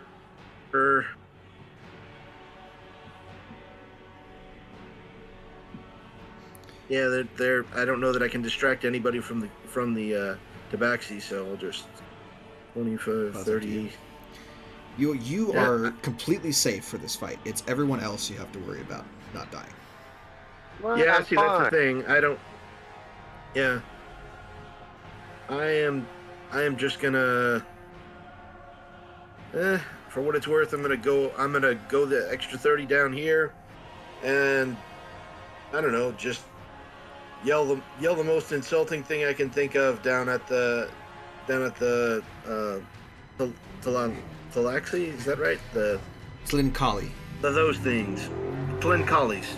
Yeah, I'll yell the most insulting thing I can down at the Tlinkali that's closest to the cat. Be All like, right. yeah, too bad you uglies don't have wings. Watches Loser. 2 massive insectoid wings unfurled from its back, and all right, no, Oh no! oh my God, they fly! They fly. Evolution. That'd be so funny. He just downs a potion of flying and is like, "What now, bitch?" Heard you talking shit, boy. Yeah. Heard you talking some shit. Alrighty. The one on Chance and Fuego, the northern one that's poison, is going to go next. So, he can't use his chain, so it's longsword. Disadvantage. Yeah, disadvantage. We're going to go for Chance longsword sting on Fuego, I think. Yeah.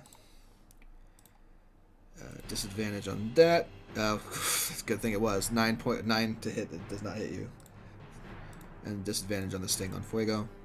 Also really good at disadvantage. That's 2 natural 20s in a row that were avoided by disadvantage. So good on you. That's his turn. Good thing. You know what's hilarious? I left on Venom because I forgot to change it. Yeah, it's come in handy, hasn't it? It's a really good evolution to take for 1 point. Okay, Shaxi's up next. 2 things. She has a decent amount of movement speed because she's a cat. So, Neom. And then she's going to attack the one that's on Falarian because she could sneak attack on it. Actually, she doesn't because she has disadvantage, doesn't she? Never mind. Why did I roll initiative? We don't know why we're doing that. She still has sneak attack because I'm still next to it. I'm still alive. If she has disadvantage at all, disadvantage is gone. So yeah, just be a straight attack. Sneak attack rule is there's ally. Oh, that's right. Second sentence that disadvantage cancel it out. Yeah, disadvantage at all cancels out the entirety of sneak attack. She's poisoned. Damn. Yep. Yeah, that's right. So, 2 disadvantage attacks. She put herself in a weird position, but that's fine. So we'll do that one on yours, which is potential to kill. So let's do that one first. Con save. 6. That's a failure. Did this guy take a turn yet? No. He is. Where is he actually? I'm pretty sure he did because he goes after Chance. He should have. Why didn't he? What the fuck? Anyway, can I roll for Spirit Guardian for his? Yeah, go for it. He should have gone. I don't know why he didn't. It should have because it should have been this. It should have been the poison guy had his last turn. Okay, hold on. I'm reversing everything that I'm doing. Why is it? Why in hell would that happen? Roll 20 is optimized, dude. I don't know what's going on, man. Fucking that guy had his turn, and then it's David's turn after. So Yeah, we'll get to that. We'll get to that damage eventually. David, you're gonna roll me a death save real quick. How the fuck did that Nah. happen? I don't understand. Haha. Okay, cool. Chance is up next after that.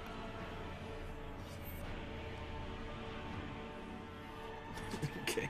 I don't know where the fuck. Wait, you How skipped did I a whole skip, like, bunch of 8 people? turns? How the fuck? I don't know. I don't It's understand. because you rolled initiative and she rolled an 8, so she's really had a 15. Oh, her initiative was replaced. That's why. Yeah. Yep. That would make a lot more sense. Okay. Let's reset I think she was further up. Yeah. See, so she was next, and then it was David. Yep. Okay. Yeah. All right. We good. Well, this one died on her first attack, so he's dead and gone. What was the second one? I forget. I didn't do the second one. Let's do the second one for her real quick, because things were confused too bad. Disadvantage. Natural 1. That's unfortunate.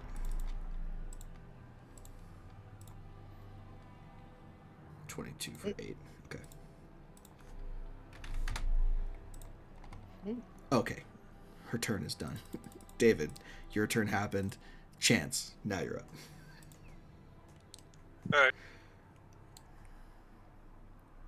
These guys are large, right? Meaning they're taller, and they're also taller than both me and Fuego combined, correct? Yeah. They're like 11 feet tall when they're at their full height. I'm going to airburst a fireball so it hits them and not us, because it would hit, That's fair. Go ahead. Do your damage. Ah. 3-dimensional, dude. You gotta think in 3 dimensions, bro. Is your DC actually 17, or are we fucked with that too? Let's see. I have 20 intelligence. That's my casting stat. Yeah. So 8 plus 5 plus whatever your proficiency is. 4. So 13 and 4 is 17, so that's correct. Yeah. Okay, so 1 pass and 1 fail. One Do I have horrible anything that fail. messes with? Do I have anything that messes with my fucking DCs in the back? Let me just double check. I don't think Okay, so. no, everything should be good. Unless your casting tool does, but... No, not yet, at least. Yeah. Reroll one of those ones. Oh my god. So that Sure, 30 plus 3 that damage. 36 is a 39. Yeah. 39 plus 5, 44 plus 9, 53.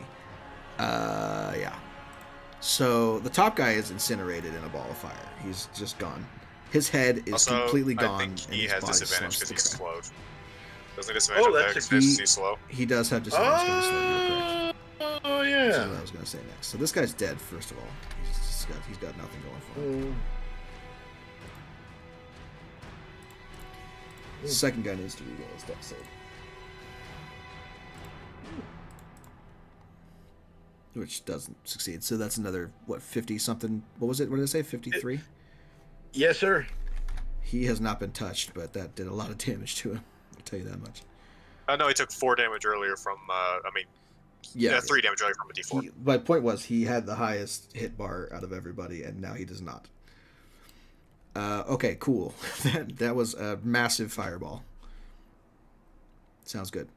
You are no longer restrained by the other guy. You're good. I believe that's your turn to move away. Chance is an expert pyromancer.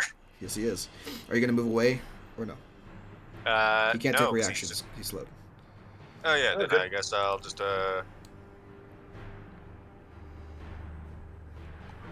Sure.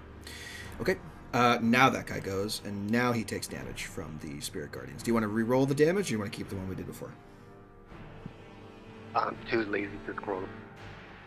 It's 25 points. Well, this is 24 points. Okay. He needs to make a save. If he doesn't make the save, he's dead. Actually, if he makes the save, he's dead anyway, because he has 12 points left. Never mind. So he's Yay, just there dead. was much rejoicing. And there was and, much and, rejoicing. and insult to injury, he also failed to save anyway. So Yeah, lol. he takes even more necrotic damage from that than he needed to. So he's dead. Okay, so that's him off the initiative order. Slowed guy is up next. He's going to take a sting. Hey, can I? Has Valerian moved at all in his turn? No. Nope. Hey, you could move if you wanted to. Just saying. You don't have to fly like me, but, you could walk somewhere if, you like walking or whatever. Can you ping slow for me one more time in chat, please? Oh, wait, Sure. I did move 5 feet, but not this turn or last turn. It was the turn before that. Okay. No, but what do you Yes. what are you trying to say? Do you still have spirit guardians up? Yes. Huh. Do you see anybody nearby that needs to be dead that isn't yet? The one right in front of my face is dead? Yes. Oh. Okay, cool. I know what you're talking about now. You Are you need to go telling me go play with some new friends. No, I see these two lovely guys over here. Yes, they are your friends. Go hug them. I do All right. not kill my friends, sir. Action bonus not. All right. It doesn't have any disadvantages though, right? Yeah, it can just do one attack per turn. Yep. He does. It is -2 to AC and Dex saving throws. So. Yeah. Yep. Sting misses, so he's gonna go ahead and make his Wisdom save again. For that, it's 8, so he fails. That's the end of his turn. You put up against us what the low wisdom save? I mean, this wasn't intended to be a deadly encounter, but it's kind Okay, of fair turned into enough. that for a couple of us. Where's the other guy? This guy's gone. This motherfucker right here. Yeah. Wait, no, you skipped it. What? That was this guy in the corner. Oh, that's the guy who's up right now before Fuego. Yeah. So the guy on top of initiative is the guy that's going next. Oh, okay. So he's going down here. He's gonna have to make a Wisdom save against that damage. Well, let me know when he's in the aura. I think he can only go there if he gets slowed by it. No. As soon as he enters, then he rolls the save. Then if he fails, then he gets. Yeah, that's what I'm saying. Which he does. So at the end of his movement, that's as far as he can go. Yeah. It's 25. Take that. It's a casual 25 damage. And then he's going to try and chain you, because why not? 12 misses. Cool. Fuego.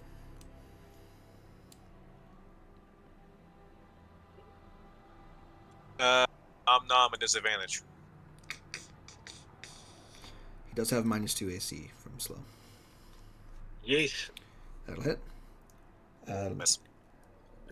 Make me a con save. 16 points first. And then con save for him. 19. Pass. Yeah. That'll do that. Valerian. I am going to move my spiritual weapon first.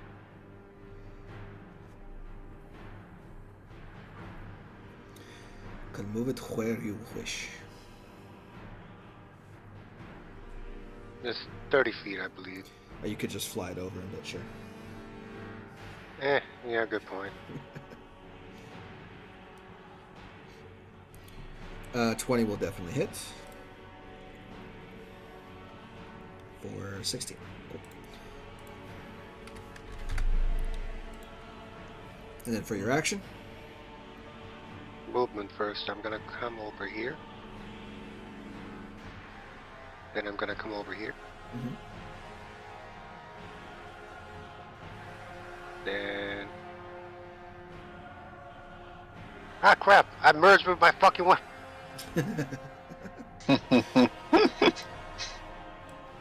Cool.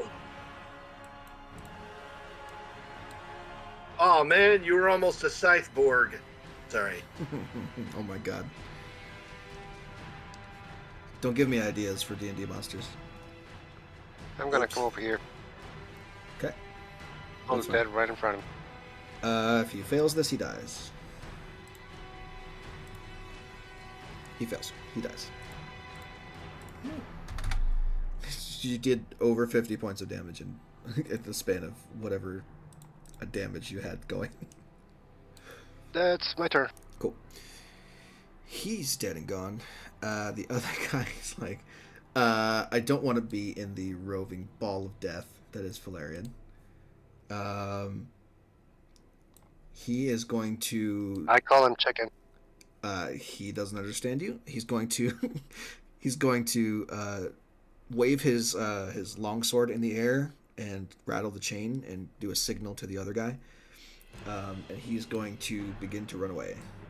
So he's gonna dash the fuck off screen and go away from all of you.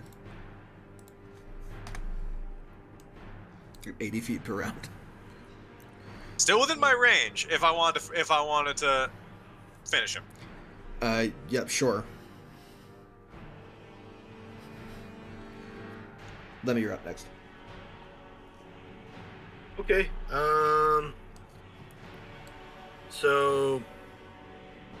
Yeah, he's probably too far away for me to do anything with him. So the only one left that's like on the map is the slowed one, right? Mm-hmm. Okay. Don't you have a bow or something you can just shoot at him with? I don't think it'll reach far enough. Bows have a lot of range, buddy. It's a short bow, but all right. You know, I'll give it a try. And also, my brother in Christ, you can move. You can also move closer. I was gonna say, like, if you move closer, it has the short range of a short bow is like 80 feet. So. Yeah. So, I guess I'll just worry about doing that. So, yeah, I'll just move. Let's see, 5, 10, 15, 20, 25. That's probably close enough there. So, Sure. Yeah, I'm just gonna do a short bow attack on him. I think it is. I think it's a +1. Let me make sure. What's it say? As long as it's disadvantage, you'll get sneak attack because Fuego's engaging it. Also that. No, I guess it's just regular short bow. So yeah, I'll just do the attack. So. Sure. All right. Short bow at advantage because next to him. No, you're not advantage. All right. Normal there's roll, not- but you get sneak attack if you hit. Oh, okay, cool. Boop. That'll be a miss. Ping. Yeah. Even with the low AC. Mm-hmm. Okay. That is action. Do you have any bonuses or anything else you want to do? I don't know what kind of useful bonus action I could really take. So No. I guess I could shout at the other party members. One of them's getting away. Kill him. All right, sounds good. Shaxi's turn. From the other end of the Oasis here. Speaking of bows and such, he is within range of her crossbow. So she's going to take an attack. Tink, tink. That'll hit. Oh no. Alright. Wow. This also has the potential to kill. Actually, it just does kill. Even if it succeeds, it kills him with the poison. So that's the last dead Clinkali on the map. Mm.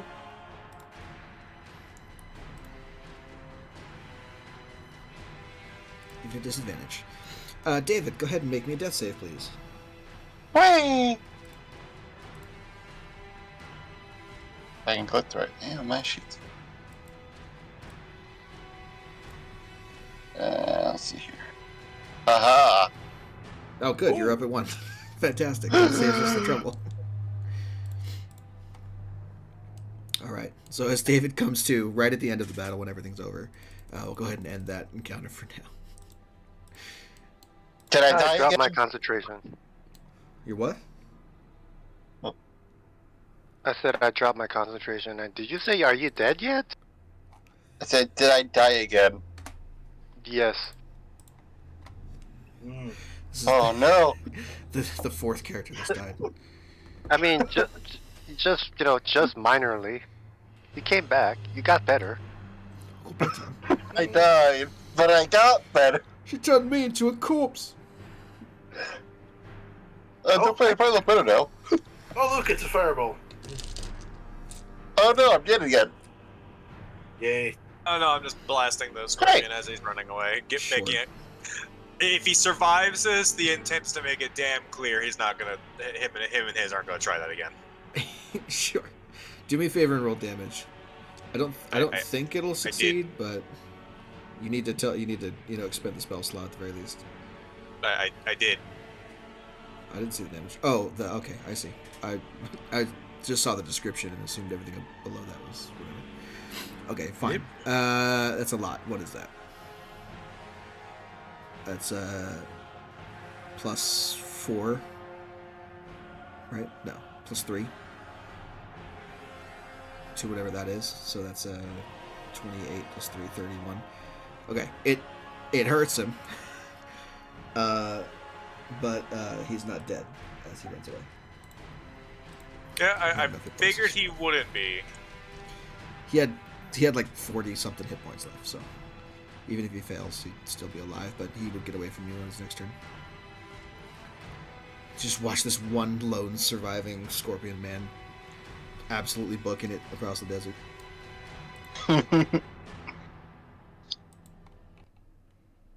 Well, I guess it's potentially something. After the fight, I'd probably see if they've got anything useful on them. It looks like they got swords, but I'm mainly more interested in more biological things.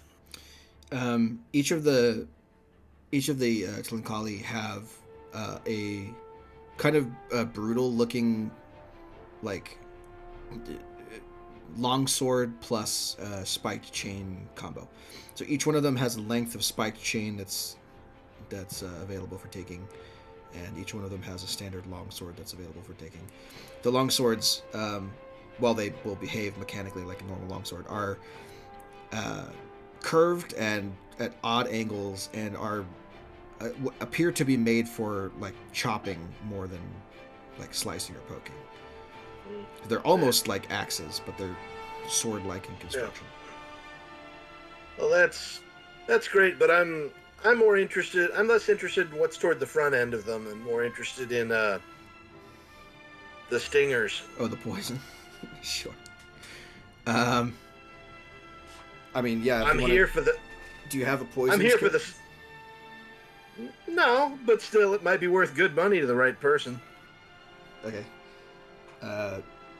Make a survival check with disadvantage if you want to harvest any poison from the tails of the Tlankali. Well, before I do that, I choose to cast Borrowed Knowledge and give myself proficiency in survival. So, burning the spell slot.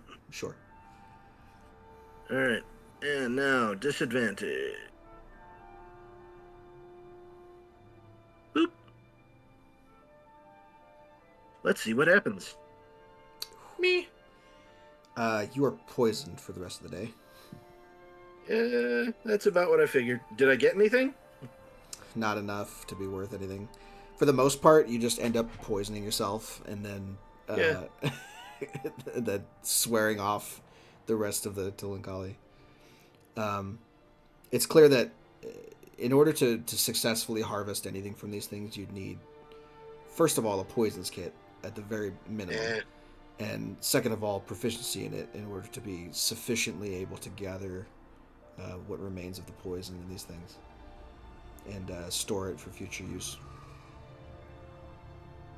I guess I'll just kind of wobblingly turn to Valerian and say, "Hey, maybe this is something you like to eat. I don't know, man. I'm not here to judge."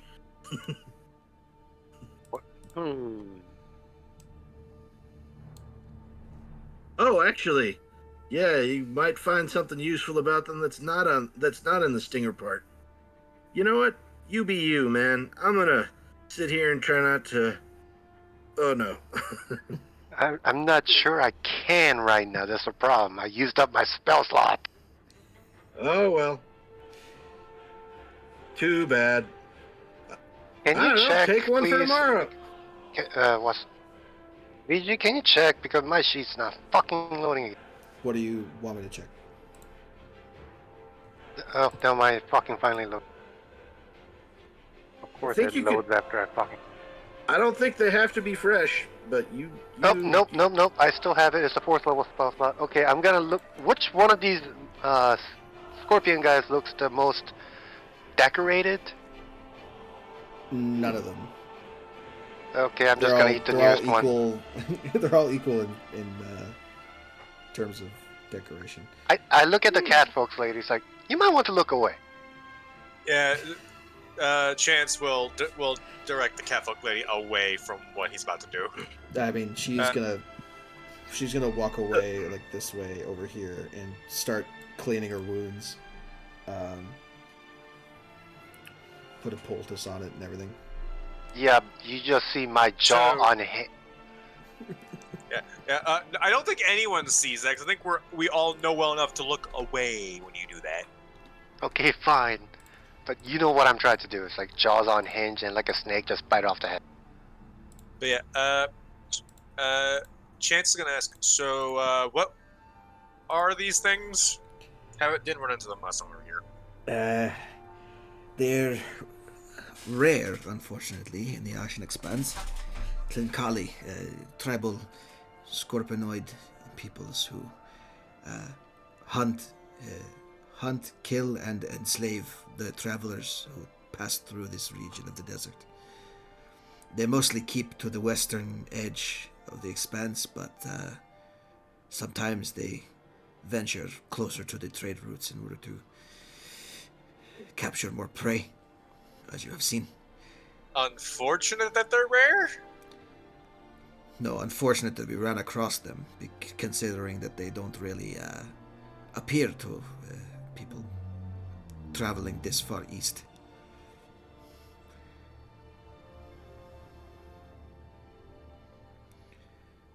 With that one getting away with a scorched tail, I get the feeling they'll at least think twice before coming after us again. One can only hope. One can only hope that this was their entire tribe and not just a hunting party. Or at the very least, they will think twice about traveling east for a while. How long does it take for me to consume this? It takes... However long the spell says. Duration 1 hour. Okay, well that's the duration, but what is the spell's casting time? 1 action. 1 action. Oh, well, there you go. Okay, so my character pulls out a little bones from his teeth, like, and do I know if this is a tribe or a hunting party? Let's see. Say this spell is super fucking cursed. Yeah, so we're gonna go ahead and have you do the check for it. What check is it's a straight wisdom check, and it's a DC. According to the corpse, according to whatever the corpse's intelligence is, though. Yeah, I know. It's a DC 8. No, it's a 12. I made it. Yeah, you're fine. Yeah, you beat it. Important to note, this was the main hunting force for their tribe. There are others, but they are way further west from here, way out of the way. And the other very important tidbit of information that you're going to get is they were driven this far east because of increased activity from the volcano. I look at the cat lady as she said about hopefully they're not coming here. It's like, I got a good news, bad news, and a bad news. Okay. Which one you want to hear first? I mean, if I'm going to hear all of them, I will leave the choice up to you. Good news. Well, I'm not sure actually this is a good news. Good news, this was just a hunting party. Bad news, they have more of these guys at the very west. There's a tribe or encampment or whatever. Worst news, they're coming here because the volcano over there is active, so they're looking for food or whatever. Well, the volcano has always been active, but... No, this time it's like really fucked up active, like, it's destroying everything near them active.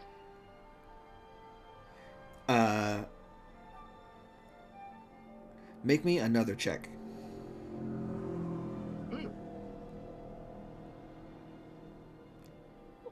Okay, easy enough. As you're seeing, like, active. The volcano itself, as far back as this creature's memory goes, has always been as active as it is in terms of the volcano itself. What I meant by activity was there are things that live in that volcano that have become not so dormant. Okay, in that case, I'd like to change And- my answer to, instead of really active, it's like, yeah, it's not the volcano. It's just something that's coming out of the volcano. Yeah, that's it's been, like- that's new. When you're scrubbing through these memories, you see the active volcano as the reason for why they're moving, and you're like, oh, it's that. And then as you kind of play out the memory further in your mind, as the magic kind of runs its course, you're watching tribes of or like not necessarily tribes, but like small armies of kobolds and dragonborn and more other creatures that you may or may not know about that have begun raiding and clearing out the Tlinkali from around the volcano. What I will have you do, because these guys don't know what they are, I will have Can you I do roll. Arcana check? Yeah, I was gonna have you roll an Arcana check to see if you can recognize the creatures you don't normally would recognize. I'm gonna guidance on myself since that the other one's not concentration. I'm not going to allow guidance, but I'll allow the natural 20. Oh well, it's It's a nat 25. 20. That's fine. So with a 25, there are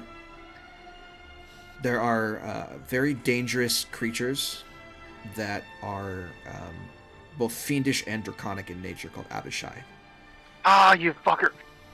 Yeah, and leading the raids on the Tlinkali tribes are at least one Abishai, and then like large swaths of kobolds and dragonborns. All of them armored. They have a standard. They're dressed in red. You would assume, based on prior knowledge and affiliation with what's his face, Devon's old character, the Dragonborn, that these are the children of the Scale, and this is whatever the red faction is. Yeah, Galley. This is the children of the Scale, and this is the red faction of the children of the Scale. Though Abishai are a very interesting development in that course of action. I share all this information to the rest of the party. Yeah. Okay then. Oh boy. Well, so it's like, brain eating, good for information gathering. I told you. Yep. All right. I will look over at him and say, unless you feel like you need to do this, unless you feel like you can get anything else from doing that again, I suggest, if we got the time to do it, that you just give the. Well, I think one of them was pretty much burned to bits up here, but there's like 3 more of them here. You may just want to give the rest of them the same, or you may want to just kind of do some up top damage to the rest. I think it'd be a good thing if these things feared coming after us. And they're already dead. Dead doesn't fear. I mean, Then their kin. If their kin come looking this way, I think it might send a little bit of a message. If you get what I'm saying. I get what you're saying. I'm gonna say no. Well, that's all well and good. But, and I look around me for a good-sized rock. I mean, feel free to, just smash their heads in if that's what you want. Exactly. That's the plan. Sure. I asked the cat lady, is this is not normal from the volcano, right? I know of the creatures that live in the volcano. The dangers that traveling near it means, but this level of aggression is not something we have seen in quite some time. Yeah, good measure. Although, to be fair, I have not left Shije most of my life, so I cannot speak to their activities other than what we have witnessed ourselves.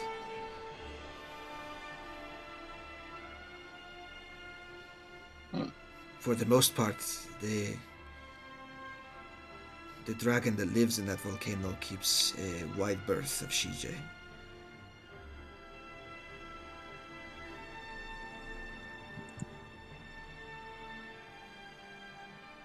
As territorial as she is.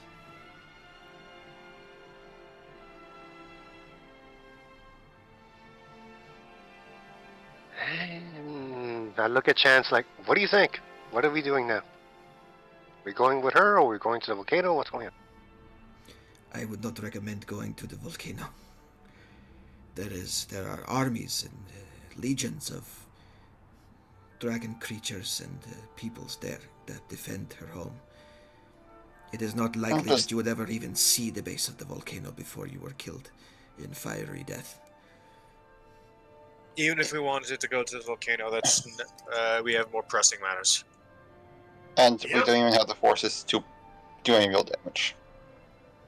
Yeah. Debatable. Well-placed fireball, that's at least 10 kobolds right there.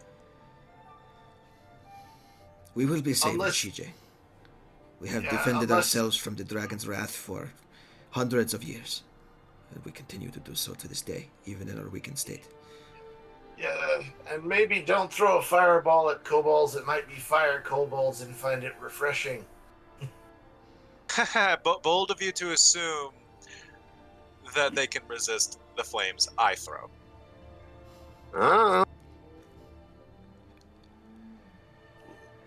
In any case, We can, let's fight fire with fire later. We got stuff to do, like maybe rest.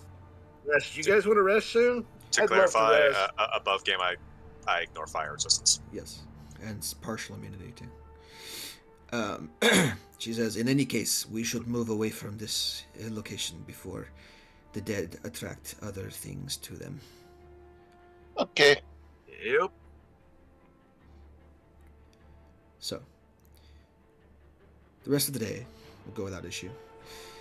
At the end of said day, go ahead and we'll do, if you want to take like short rest rolls now, or sorry, long rest rolls now, go for it. I'm not gonna make anybody have anything happen overnight. Is there anything anyone wants to do before we move on to the next day? I like to wipe my mouth. Yeah, I may do a very, very brief bit of exercise and just kind of still observant of the natural world and creatures that aren't actively trying to kill me. So, but then I am definitely resting, and I'm just letting the rest of the party know I am not up for watch tonight. I need to rest. I'm not feeling so good. I may have made a slight tactical error earlier, but I stand by it. I think I can stand. Yeah, I'm good. But I'm gonna rest. Sure. In whatever way you wish, you may take your watches and recover from your wounds from the previous day's encounters. In the morning, Shaxi, whoever's on watch, Shaxi does the same thing she does every morning, which is that meditation 2 hours before sunrise, and then ending when the rising Can I sun. make a Arcana or religion check to realize, like, if or a history, see what practice she's seemingly doing here? It would be a religion check.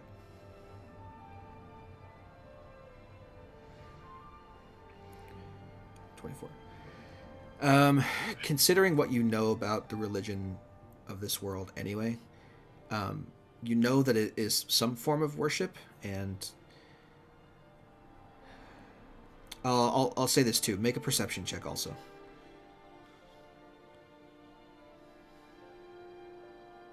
Chances of such a person.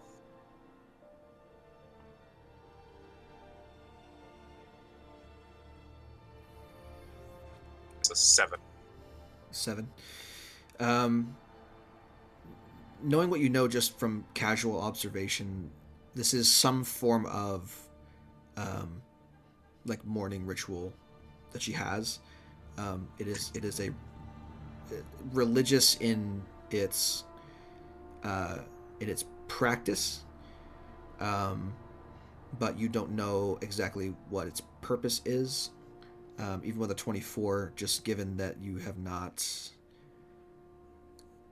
you haven't really delved into the depths of what she's doing in other like locations, I would say. You're not an adherent of the gods. I don't think you would have paid attention to any of their specific doctrines other than just the whatever general knowledge is out there. Yeah. Most of So Chance's knowledge in regards to is in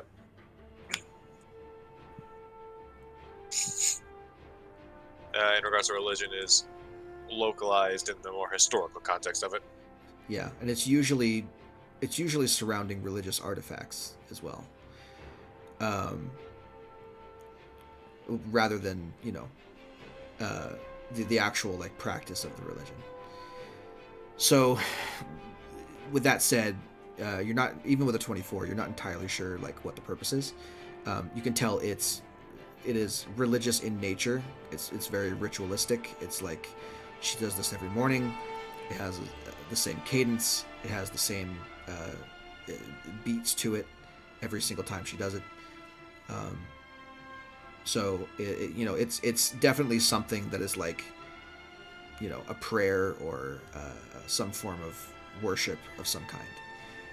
But that's about as much as you're able to get.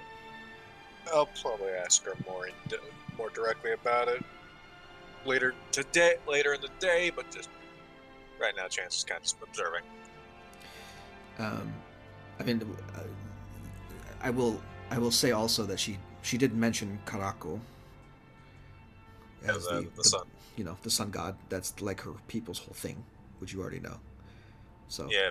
2 and 2 equals 4 in many cases, but the purpose of this specific thing eludes you. One thing Chance will always ask while they're like traveling today would be ask about the siblings, the sun god and his brother. In what way? Just to know the story, or Yeah.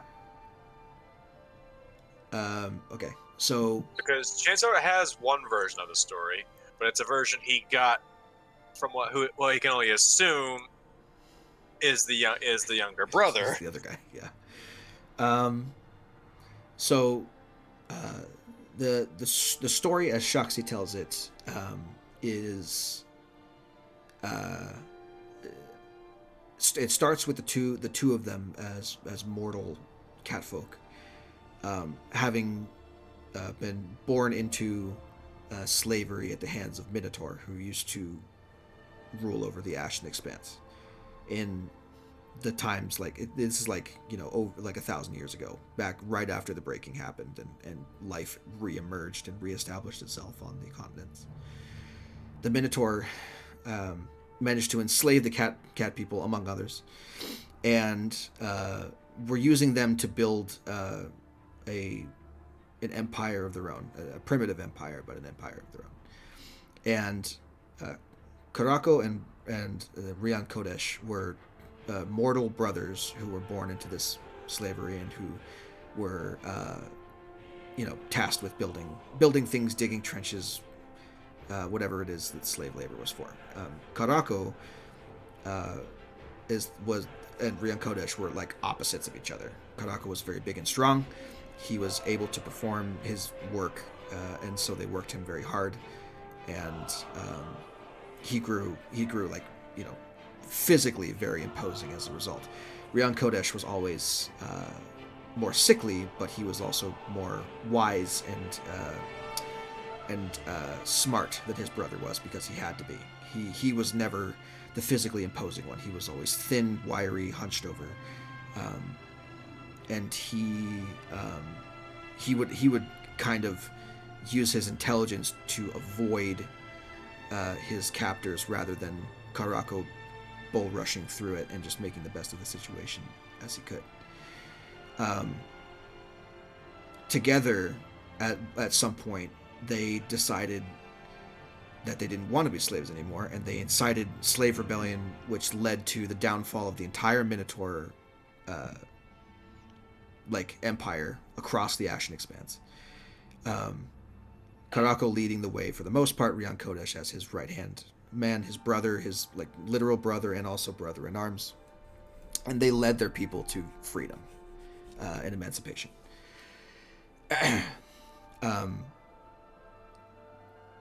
Qaraako himself was such an imposing figure, and even his brother got love from the people. Like the two of them together were like a powerhouse, and they the people who they rescued saw them as deities. They worshipped them like deities, which gave them enough of a following to give them power at the very least. But it wasn't until the end of their lifetimes that they were able to use that following to elevate themselves to the position of gods on the pantheon. Qaraako himself was the first deity to be established after the breaking,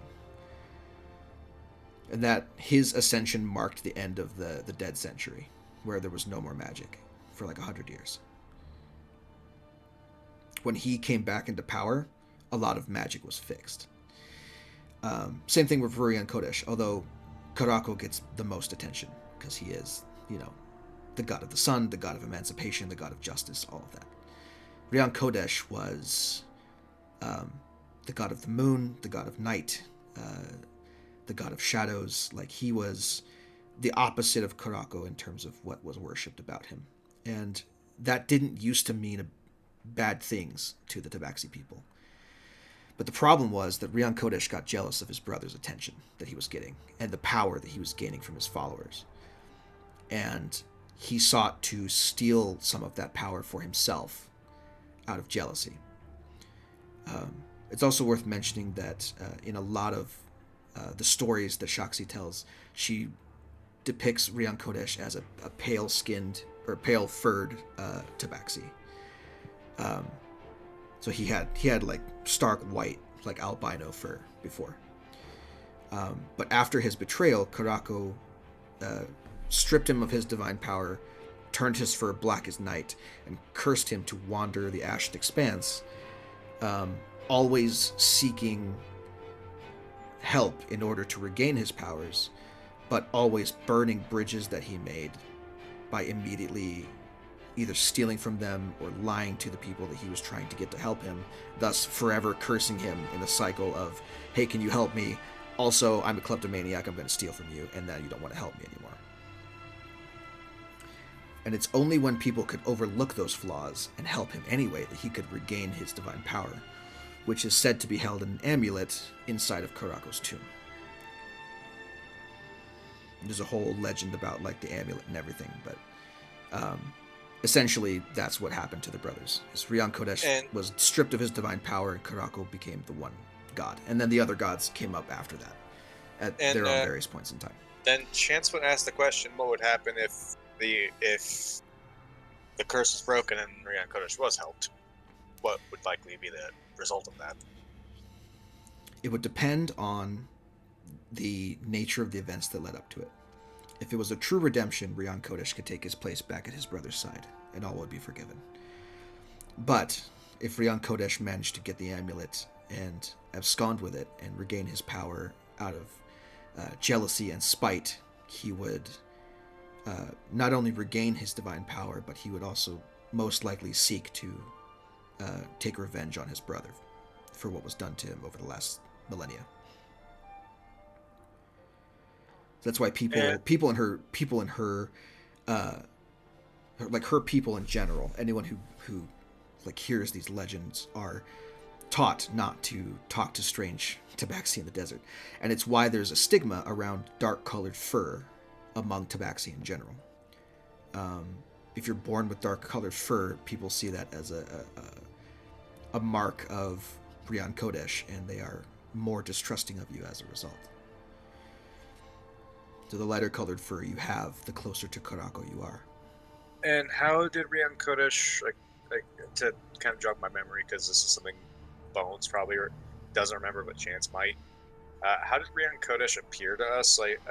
How what was his like mannerism? Because I remember he asked for help. He appeared as an elderly black-furred panther Tabaxi in a hood with shining, points, eyes, and everything. But he appeared as like very nondescript.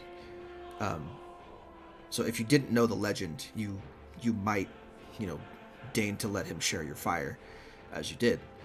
But those that know the legend know not to allow him to share the fire with them, and try and convince them to help him. There are some who, out in the Ashen Expanse, who worship Rian Kodesh still, and pray to him for the ability to survive outside of Tabaxi society. And it's usually those who have been exiled already for whatever crimes they've committed, usually thievery or some form of heresy at some point.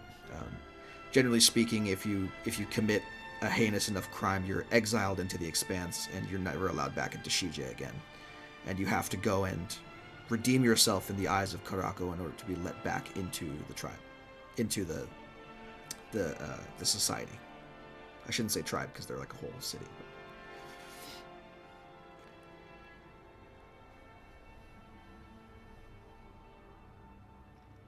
Hence why the Ash Bandits that you encountered on your first trek here, when they ambushed you out of town, a couple of them had the holy symbol of Rian Kodesh on them. Because he's basically become like the patron saint of bandits and skullduggery.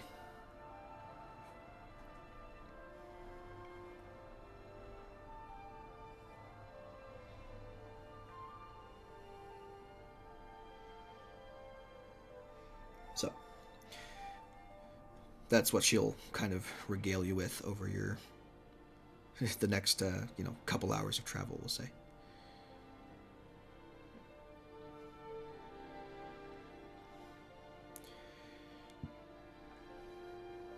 Any other questions? And no. Does she have any idea what could be she said she had an idea where the plagues are coming from. Does she have an idea what the source within the tomb would be? No, she doesn't know. She knows that just from observation, she has realized that the first people to get sick were those who lived in closest proximity to the pyramid, who drank from wells that were nearest, and then that spread outward from there. So it gives a clear point of origin when you kind of consider the like where the sick people started. But in terms of like why this plague is spreading from the most holy site of their entire religious society, she doesn't know. She doesn't know why it's become this way. Can I make a religion check? To determine what? What could possibly fucking cause that? Sure. Can I use guidance on top of that after she had been explaining? You said for hours. Yeah, if you want to meditate and kind of think on it, yeah, that's fine. Just for shits and giggles, I'm going to hold my fucking holy symbol when I'm doing this. Sure. Could I also give a check? Yes, that's fine. I don't think a 12 is going to help me. 12. Haha! 12. Also 12. Why I'm asking for this, I'm saying it underneath my breath. Come on, Dream Man. Help me out here. Come on, Dream Man. Please. Based on the story that Shaxi's already kind of told you guys, the best you can figure out is like maybe Rian Kodesh is making a move. It could also just be, it could be some other thing that's not related to Rian Kodesh. You don't know. Shaxi seems to believe it's the work of Rian Kodesh, because it's originating from a pyramid that has provided safety and sanctuary to their people for 1,000 years. There's no reason why it should be doing this now unless there was something like dreadfully wrong that was being done to it or within it. So she's convinced it's like, the devil, essentially. It's like the boogeyman causing some bullshit to happen. For you two, a slow-moving plague is not the modus operandi of anyone you would consider at the moment. Okay. Can I make a religion check? I'm just saying I might have a perspective on it, given that I've got a bit of a how shall I say it, thiefly perspective. So, like if I was a thief, but if I was like really powerful, how would I be taking my vengeance? Like in a Here's kind what I'll of do, and I'll do this. I'll do this for everybody. Cosmic sense. I know. So. I'll do this for everybody. I'll say either religion or insight. If you want to make an insight check, the other two that failed with the 12, you can.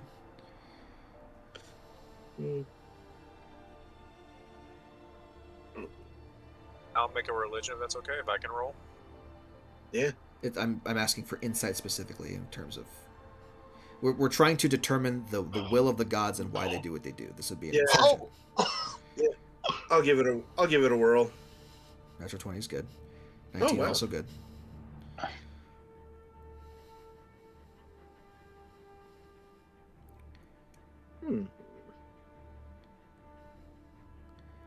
So is that everyone who's rolling insight, or are we waiting on other people? No, I believe her. I'll roll insight, but there's really no point. I have a -1. You never know.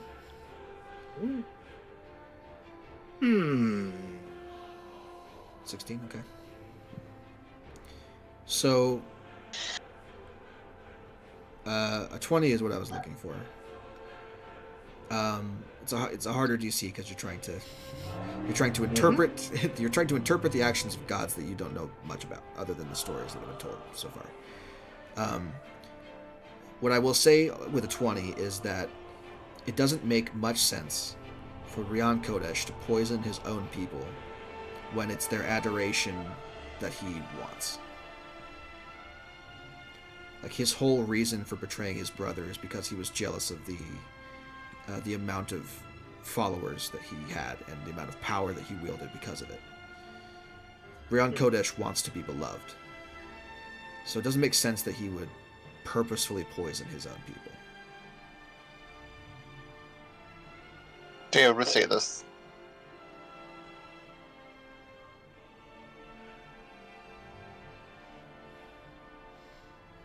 So, just throwing that out there.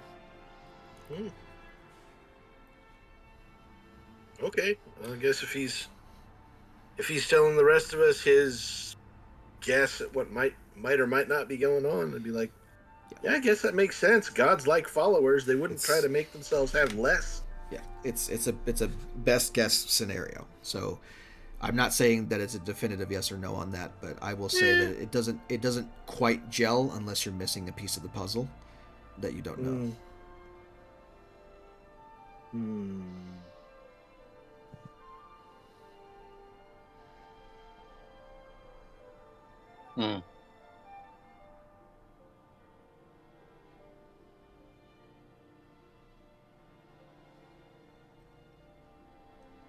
So, right as you guys are kind of like talking about this and traveling for the day, this is, a several hours conversation and, discussion about, what could possibly be going on.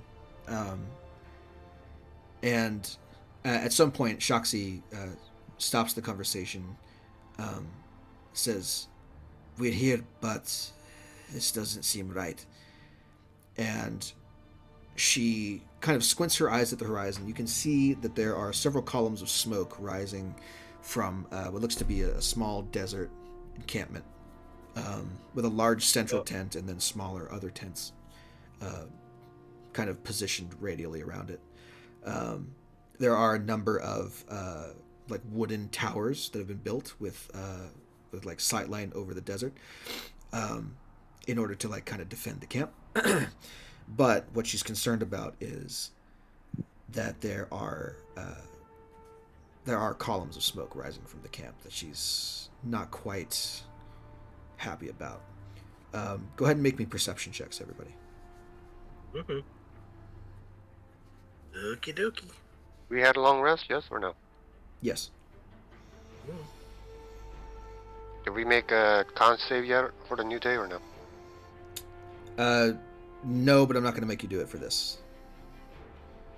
Hmm. I rolled and it was nice weather. It wasn't hot weather, so. Of Whoa. course, I rolled. Okay. So those of you who got above a 10, you notice that where there's smoke, there's fire, and in this case, the fire is not supposed to be on top of the tents.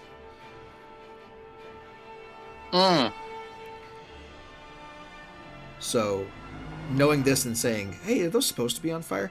Shaxi's like, no, they are not supposed to be on fire," and she begins to kind of run off in the direction of the camp.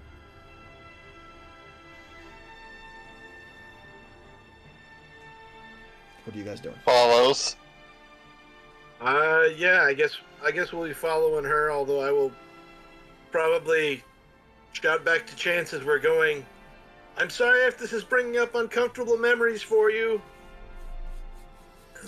Wasn't until you mentioned that.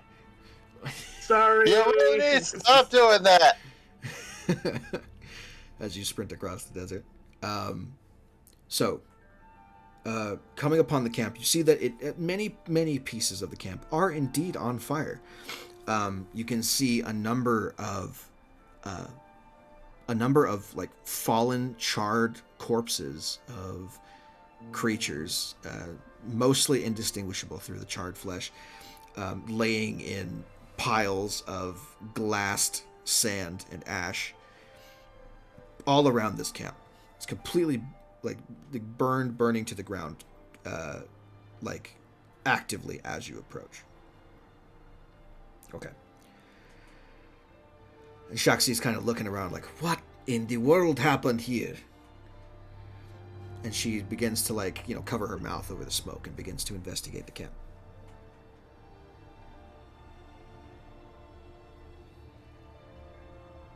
Do you have a map for this or no? Yes, I do. Hold on. I am pulling it up right now.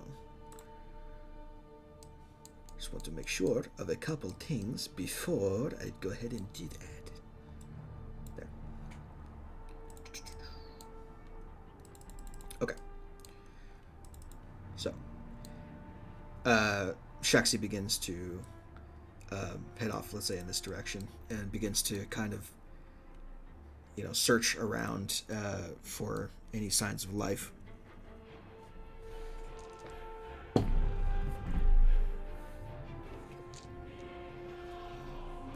So, what do the rest of you want to do?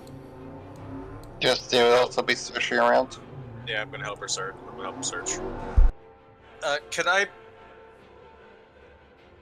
I don't know. This is a perception roll or something else, but please let me roll investigation instead. I'm looking intently. Sure. So I can actually, be able to contribute here. Just trying to find anything that's going on. Yeah, sure. Investigation checks are fine. Nope.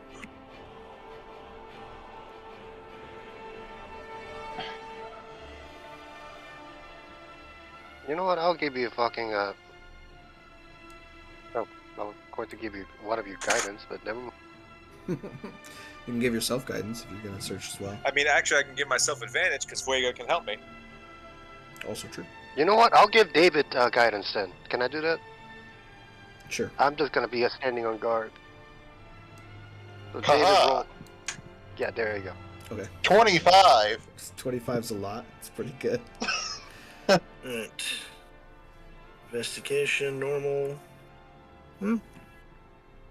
18. Yeah, all of you flying colors. So, something attacked this camp. That much is obvious. What you're beginning to piece together just by observing the camp and trying to figure out what the fuck happened to these people and why they were charred, burned to a crisp. The patterns of the glassed sand underneath them always goes in a straight line in one direction. Oh no.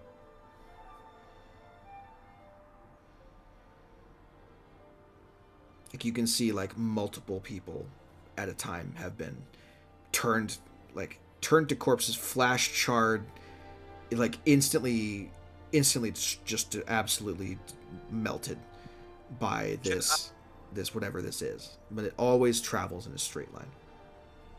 Does it seem like it could be the result of a spell or like a breath attack? Roll an Arcana check.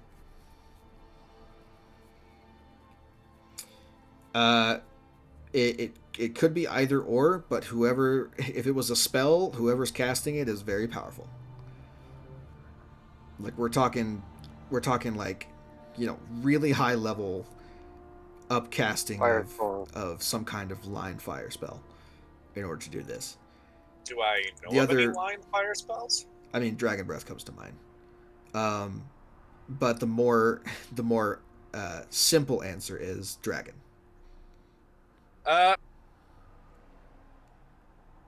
Chad's gonna call out to what's her name again? Shaxi. Remember how you said the dragon's not likely to be relevant to the situation? I didn't think so. Yeah, it seems we were both mistaken.